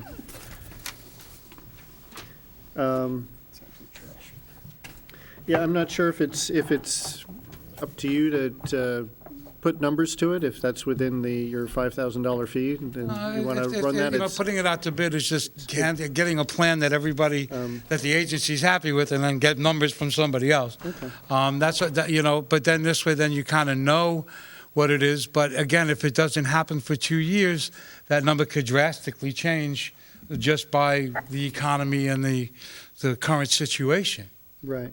So we assume that the financial situation of the miscreant has not changed. No, it hasn't. Okay. No, it has not. Okay. I just want you to, like I said, I want you to give you guys something to look at and provide, please email me if there's any questions, comments about this, or I'm sure Bob and the rest of the staff will look at it and tell me if it's, I believe it's in the right direction. It's definitely a lot less impact of going into the actual red maple swamp and having them put plants in, because there's a definitive line, and it's a good swamp, it's functioning, it's happy, it's doing what it's supposed to be doing. I'd like them not to have to traverse in it if they don't have to. Yeah, I think I'd just defer to staff's evaluation. My just sort of initial thoughts would be, I think the 1.5 to 2 caliper is awfully small, given that, it's been 10 years or so. And if these had been planted 10 years ago, they would have been a heck of a lot bigger, so. That's why I'm doing the whips too, so that this way I can get more. If her financial situation changes and we get to do it, then I get more volume, so to speak, to do that. But if you're just saying that you want me to raise that to 2.5 to 3 inch, just remember they have to get them in there, Right. which is then another issue that we have to contend with. 1.5 to 2 inch calipers, I have seen local landscapers actually get them into areas. Anything bigger than that, you kind of really need a machine. And then I guess the question would be, one thing for Bob and staff to think about is deer browse on this, and should this plan also include deer fencing as part of this during the restoration period? We want to call that out. Great. I can definitely add that on there and get numbers for that as well. Right. Thank you. I don't think there's, yes. I'm very concerned about the use of Roundup. And I think that Phragmites acclimate is typical of certain environmental conditions. And if those conditions change, then the Phragmites no longer feel comfortable there, and certain things are, runoff or, somewhat polluted water or depth of water, a particular depth of water that Phragmites like. Flooding is a method. Would you look into that and see if there is some way, absent the use of Roundup or something like that, that could be used to discourage There's the other chemical that's listed in the narrative that I gave you, but that is not something that a homeowner can typically do. You need to be a licensed pesticide applicator, and with the suits and so on and so forth.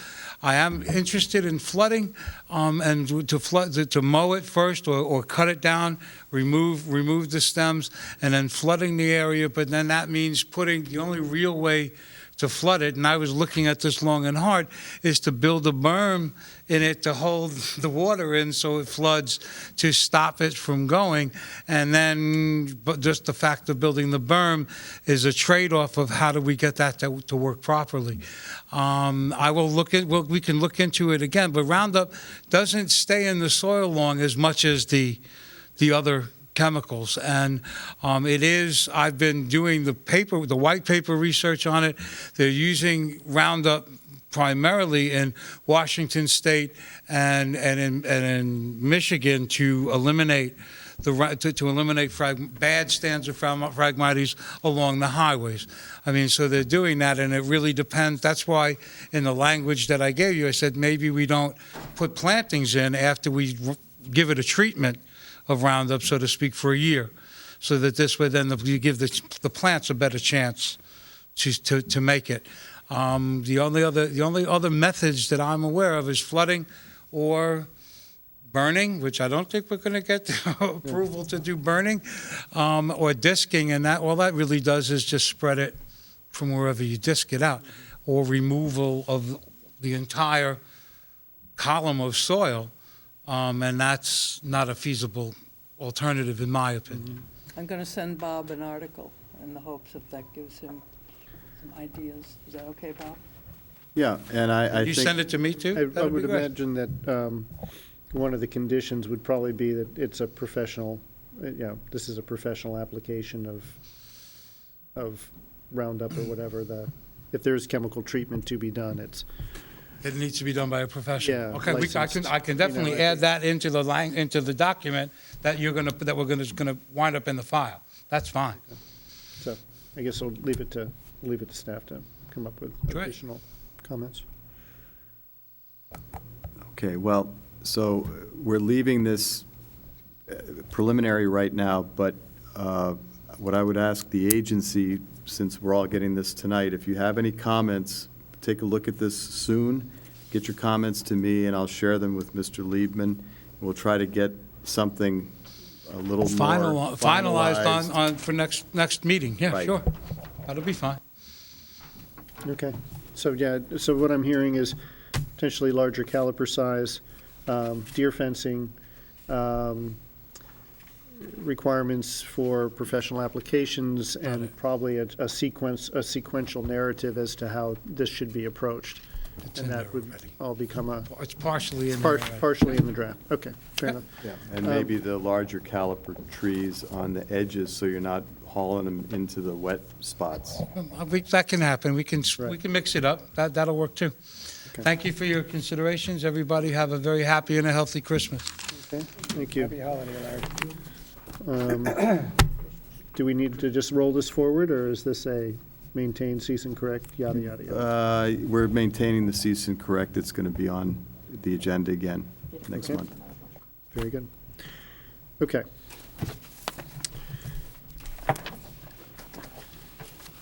Next is cease and correct order 2016-20 for Cutler Road LLC, 86 Cutler Road, unauthorized clearing and filling in and adjacent to wetland areas. Mr. Clausy, please. All right, here are the items in the file. We've got an Inland Wetlands and Watercourses Agency action form, a field investigation. These are historical records that were brought into this file. Field investigation of 86 Cutler Road from April 12th, 1999. Field investigation July 19th, 1988, August 2nd, 1984, and permit maps from June 1984 and October 1984. 5 pages of field investigation photos dated November 30th, 2016. Notice of violation sent by staff, actually delivered by staff by hand at the site on November 30th, 2016. GIS maps with handwritten notes by staff. Email from staff to AM Cutler Road LLC. Not sure what that is. I didn't type this, but there was an email to the property owner dated December 2nd, and a letter regarding the stop work order dated December 2nd. Violation summary dated, I think that was December 12th. And the cease and correct order, which was mailed certified to Cutler Road LLC on December 12th. And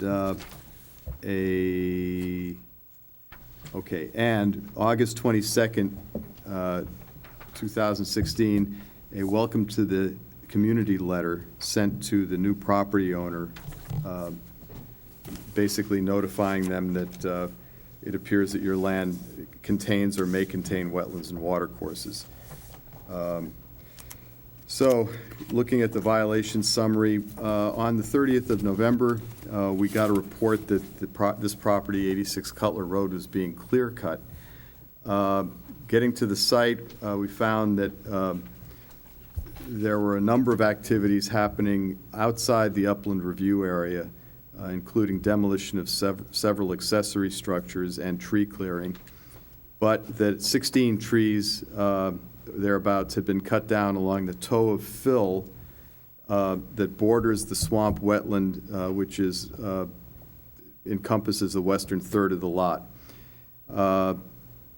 Now, I'd been on the property years ago, and based on my recollection and based on the 2003 versus 2013 GIS images that I attached to the violation summary, also the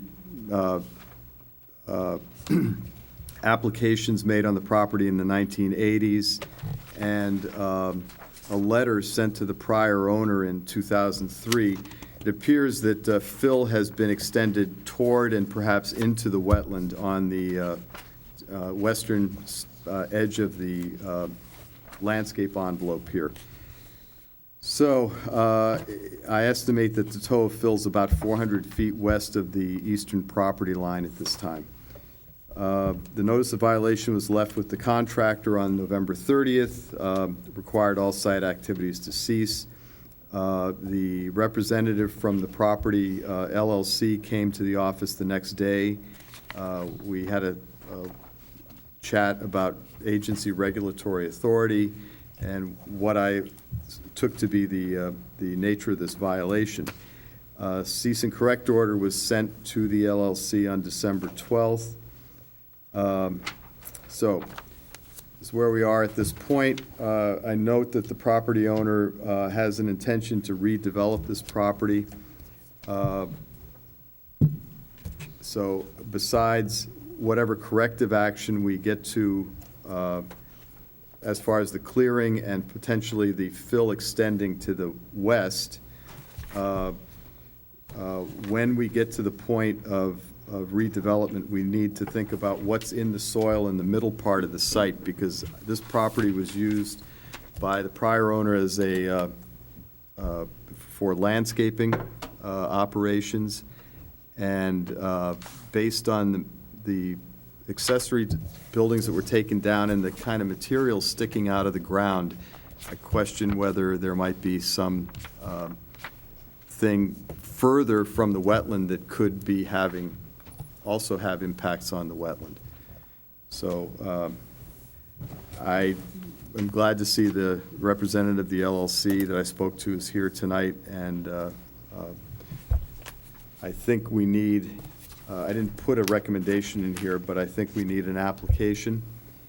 We'll need a survey, we'll need a topographic survey that we can compare to prior records, and we'll need some restoration proposal for the clearing and any filling that was done by the prior owner. These folks just bought the property in July, I think. Okay. All righty, thank you. Welcome. Thank you very much. Good evening. Hey, if you could state your name for the record and... Ali Mamadowski, owner of Cutler Road LLC. Okay, very good. And do you understand, I guess you've had conversations with staff, and we'll be seeing an application coming so we can react to Well, what your plans are? we don't know why actually we are here today. What Bob has indicated here was that we did do a lot of work on the property. As everyone here knows, that 86 Cutler Road and the previous owner, Capozzi, and also the bank that owned it after them, kept the property in disarray. To be quite frank, it was a junkyard. There was health issues in regards to rats all over the premise, going into neighbors. This information was told to me by the neighbors, left of me, right of me, and across of me. What we did there was we took it amongst ourselves to clear the property and clean it up. On the 30th, Robert did arrive, also with an inspector from the building department, and gave us stop orders to work. And we followed orders directly and immediately. A week before that, actually on the November 12th and on November 13th, I had, a week before 11/12/16, called Greenwich. I spoke to Kent at the building department, asked him if I would need permits to remove any trees that are in the property line. And he indicated that we have no business worrying about trees in the building department. So no, we do not need a permit. Hold on, we'll transfer you over to Parks and Recs. And I said, okay, thank you for your time. And that conversation took about a minute and a half. Then I was transferred to Parks and Rec, like I said, and I spoke to an individual named Margaret. And I followed up with the same question: do I need permits to cut down trees within the property line? And again, she indicated that you do not need permits to cut down trees that's in your property line. Okay, The well, only time you would need permits is if you go out of your property line onto city property okay. or Well, into wetlands. okay, and She transferred me over to wetlands. And I spoke to a Sarah. And I asked the same question. Do I need a permit? And she said, as long as it's in your property line, you do not need a permit.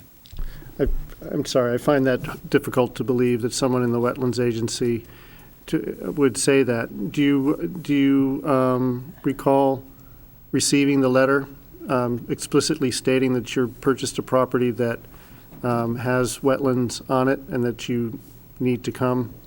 The addresses that we had here, mail was getting sent to the property at 86 Cutler.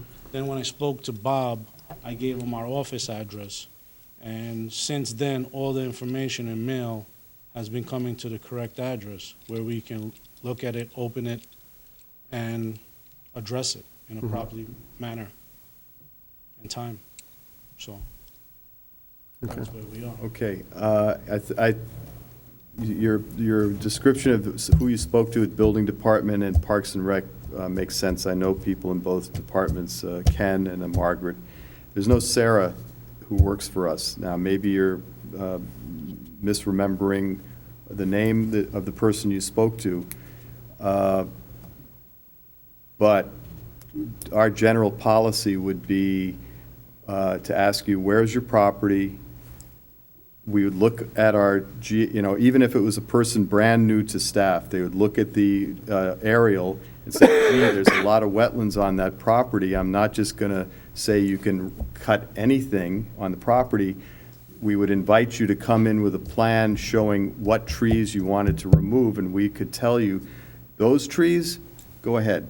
These trees, you need a permit. And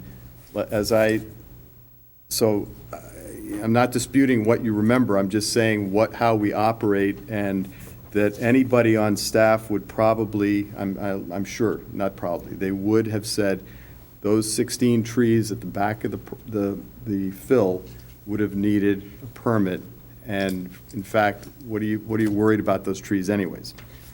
So. I'm sorry, I didn't understand the last. Why am I worrying about the trees? No, I'm just saying, we would, that was flippant, I'm sorry. We would have just said, what is the problem with those trees that you feel it's necessary to remove them? And then we might have said, if it's a hazard to, let's say, your garage, it might fall in your garage, or an arborist had said that tree, we allow hazard trees to be removed, even if they're within our jurisdictional area, but not sort of like a whole line of trees.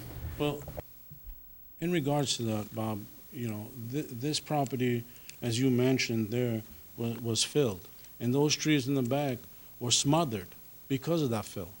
And they were dead. If you want to believe me or not, that's your decision. But those trees were dead because they were smothered, because of the amount of fill that was there on the property with the previous owner. My part is here, I come hat in hand in front of this board to ask that the board gives me the direction and tries to work with me to expedite this development to commence. I'm going to be developing it and also living there with my family. I am conscious of the environment, and I do want to do the right thing. Okay. So, well, I think the first step is for you to create an application. Is part of your intended, you're looking to redevelop this property. So to get rid of any structures that are there currently and to build new or to add on to what's existing? Well, we're going to demolish the single-family home that is currently on the property. Okay. So- We move forward with asbestos reports, Mhm. and we have all our paperwork in order for submission to building department. Okay. So Well, correct me if I'm wrong, staff, but you need to get approval from us for any of that first and foremost before you can go to planning and zoning or the building. Because they aren't. Are you speaking about just the asbestos going to the, or you're talking about getting a building permit to demolish and rebuild? Correct, demo permit. So Right. Yes. the chairman is correct. Right. You'll need a wetland permit first. How far, time-wise, how far are you from having your site plan complete, your grading and Well, here all of is that? my architect and my engineer, and they can better answer those questions. Thank you Okay. for your time, guys. Thank you. Yeah, I'm William Besharat. I'm gonna be doing the plans for the house. And Mr. Mike Mastrogiacomo will be the civil engineer doing the site work and the approvals that we are required on this. At this stage, I understand, we need to create an application to get started with you showing the trees that have been cut and, but what our intention is, we're gonna have an extensive site plan with extensive landscaping involved with it. And I think we could combine this application we are right now in the process of getting a full topography done on the property. We will be investigating the wetland boundaries on the property and the soils. The application, we understand that has to take place, and we're just looking to submit, like I said, a combined application just for the vision of the entire property as a mitigation for what was taking place here of the Right. trees that have been cut. The place, I don't know if anybody was familiar with that property. I mean, it was a disaster. The first time I looked at it, I was like, wow, this exists in Greenwich. I mean, this is amazing that this would exist in an area, like pristine area, the whole neighborhood. So generally was, everybody in the area was like, oh, thank God, finally, somebody's doing something about it. And the intention is to do a house that's compatible with the neighborhood and with the entire, the town style. But like I said, it's just a process. It's going to take us to put a time period on it. We really don't have that, but we're going to do it ASAP. We're looking to move full speed ahead with it. The plans, site plans, the applications for whatever we need, and we will be more than happy to be working with you throughout the whole entire process, first with this board and then dealing with the building department. So what is the timeframe, do you think you need to get the surveys and the site plan and all that together? Surveys and site plan, you're looking roughly 2 months to get everything together between topographies, tree locations, site plans, septics, all that laid out. The site stable present? Yeah, I mean, it's overgrown, stable. So do you think you could have an application submitted for the February meeting, or you're thinking March? Probably March. March. And that'll have a We'll try to get it early, but I'd rather save a lot. So given the time of year, and Bob said that the site's stable. Mhm. Okay. And this is a watercourse or a wetland in this area? It's a swamp. It's got, a little bit of a braided channel seasonal through it, and then in the far back, it's the Byram River. Okay. So when you do your wetland delineation, make sure that you're going down deep enough to get below whatever fill has been put there prior, because We'll be asking. Yeah, we're gonna want to know where that is, and then also make sure that you plot where the trees were removed as part of that. Anything else? No? Okay, would someone like to make a? Can I just ask Yes. one more question with these gentlemen here? Are you going to be, along with going below the fill, starting from the back, coming forward, looking where the native soil horizon, the top of the soil is to see where the wetland extended? Are you going to be looking at the fill material, especially around those accessory buildings that were torn down? Because I'm a little bit concerned about what might be there. Well, I mean, we're gonna need to bring equipment in to start digging some of it, because it is pretty extensive. You're talking about soil contamination? Yeah. Yeah, I mean, So that's- we're gonna have, look and see what kind of soil is there and have it tested properly. So, yeah, test it, don't remove it, please, so. No. Yeah, yeah. Okay. Good. Motion to maintain? Are we still doing? March submission. Okay.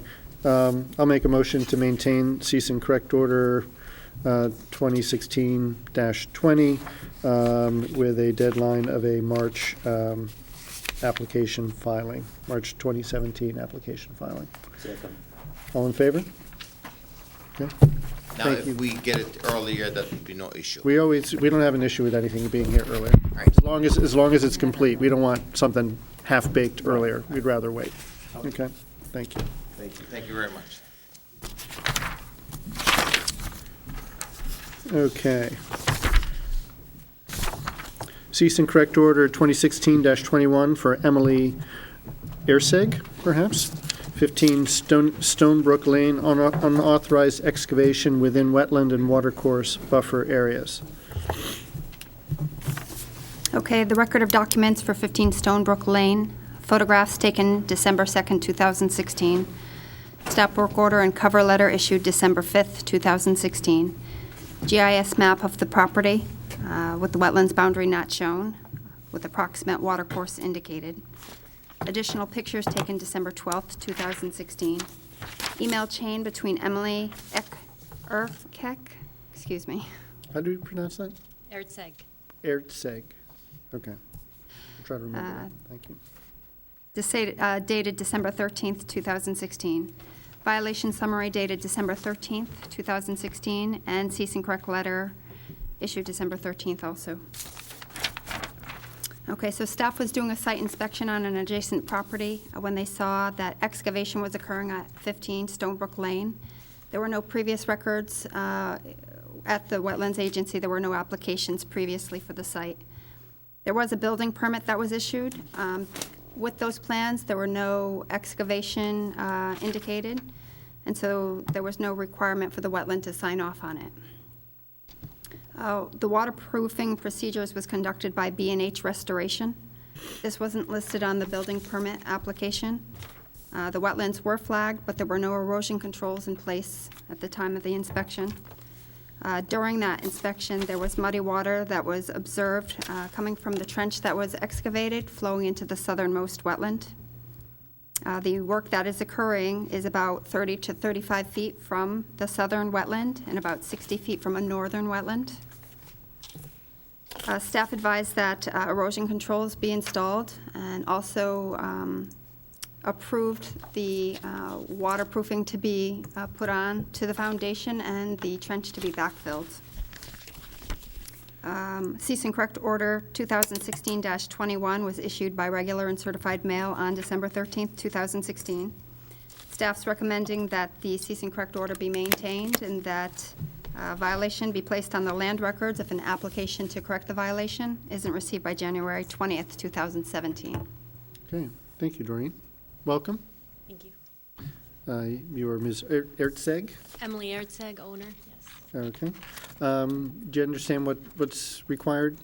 I do, going forward? Okay. And I do have, if it helps, a contract from Joseph Rizzoli, who is, do you want me to? Oh, He's well known to us. Yes. I'm sure you guys know. Infamous. Everyone. Okay. So we are in a contract where he's going to do a topographic survey. I even have an email, I should.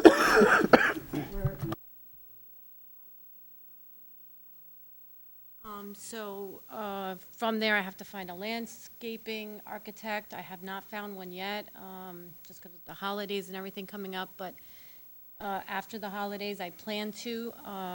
I did think, I was hoping I could do it by January 20th, but with the holidays and all that, I think the February meeting would be more realistic. Even though I'm in a hurry, no one else is. I would imagine that there's not a lot, is the site is stable? The site is stable. She allowed us to return everything, back the way it was. The erosion controls have been? We immediately, we did it the same day, and there was an existing ditch there, the trench that was around, on that existing ditch, we put in drainage fabric and gravel, and that was to stop, sediments from going down into that southern wetland, and we did the fence around, Okay. the sediment fence. Okay, thank you. I guess I don't see a danger with extending the date an extra month, given the holidays. I don't see a problem And with staff that. can also provide you with names of landscape architects That'd be great.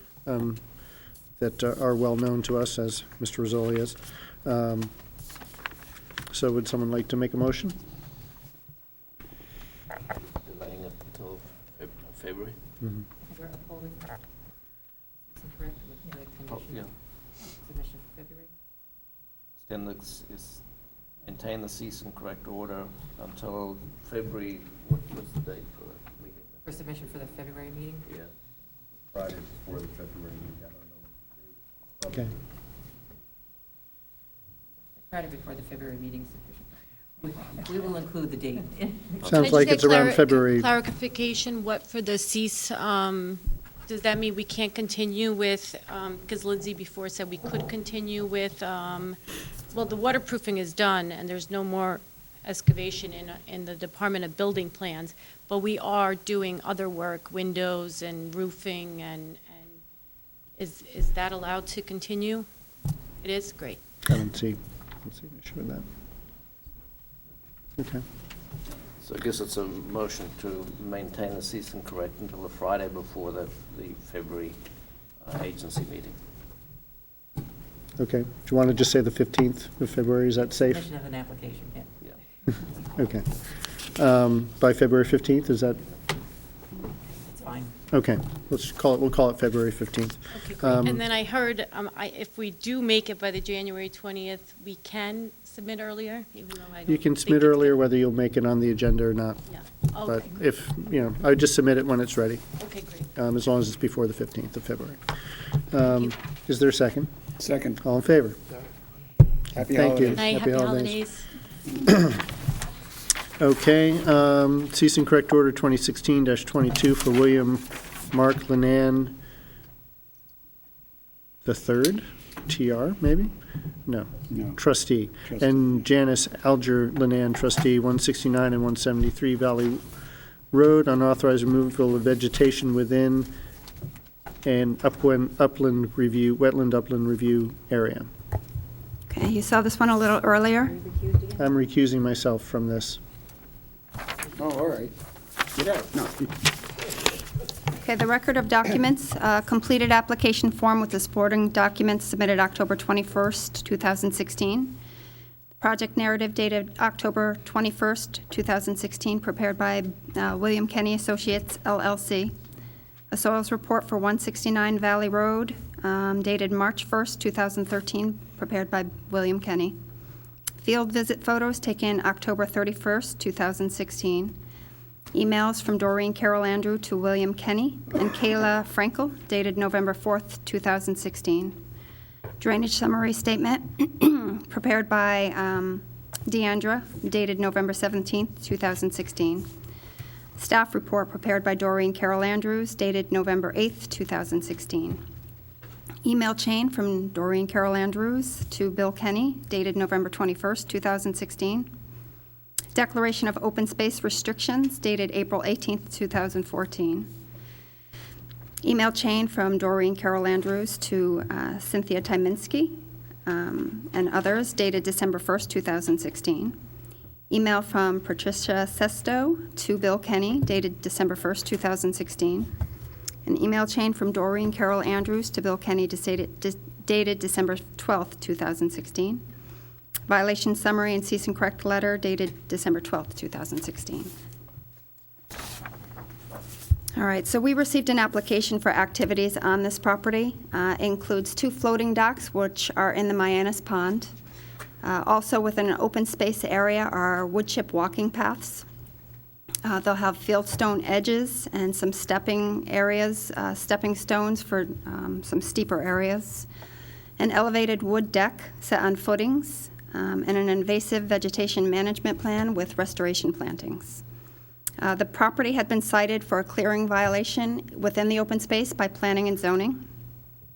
As a result, the certificate of occupancy was delayed for the newly constructed residence until this issue was resolved. This clearing is also within a 100-foot upland review area of the Mianus Pond, so it's also a wetlands violation. A cease and correct order 2016-22 was issued to the owner on December 12, 2016. The applicant explained that many tree of heaven, which is arguable what was actually removed, have been removed and that have since begun to resprout. The invasive management plan proposes to control this plant and also restore the area with a variety of trees and shrubs. The result of a meeting between planning and zoning, conservation, and wetland staff determined that the violation needs to be addressed through planning and zoning first before the wetlands agency can review this. So therefore, staff recommends that the agency maintain cease and correct order 2016-22. If the issue is not able to be resolved timely under the existing application, a revised application should be submitted by a deadline of March 24th, 2017. Otherwise, if it's not received, staff recommends a certificate of violation be placed on the land records.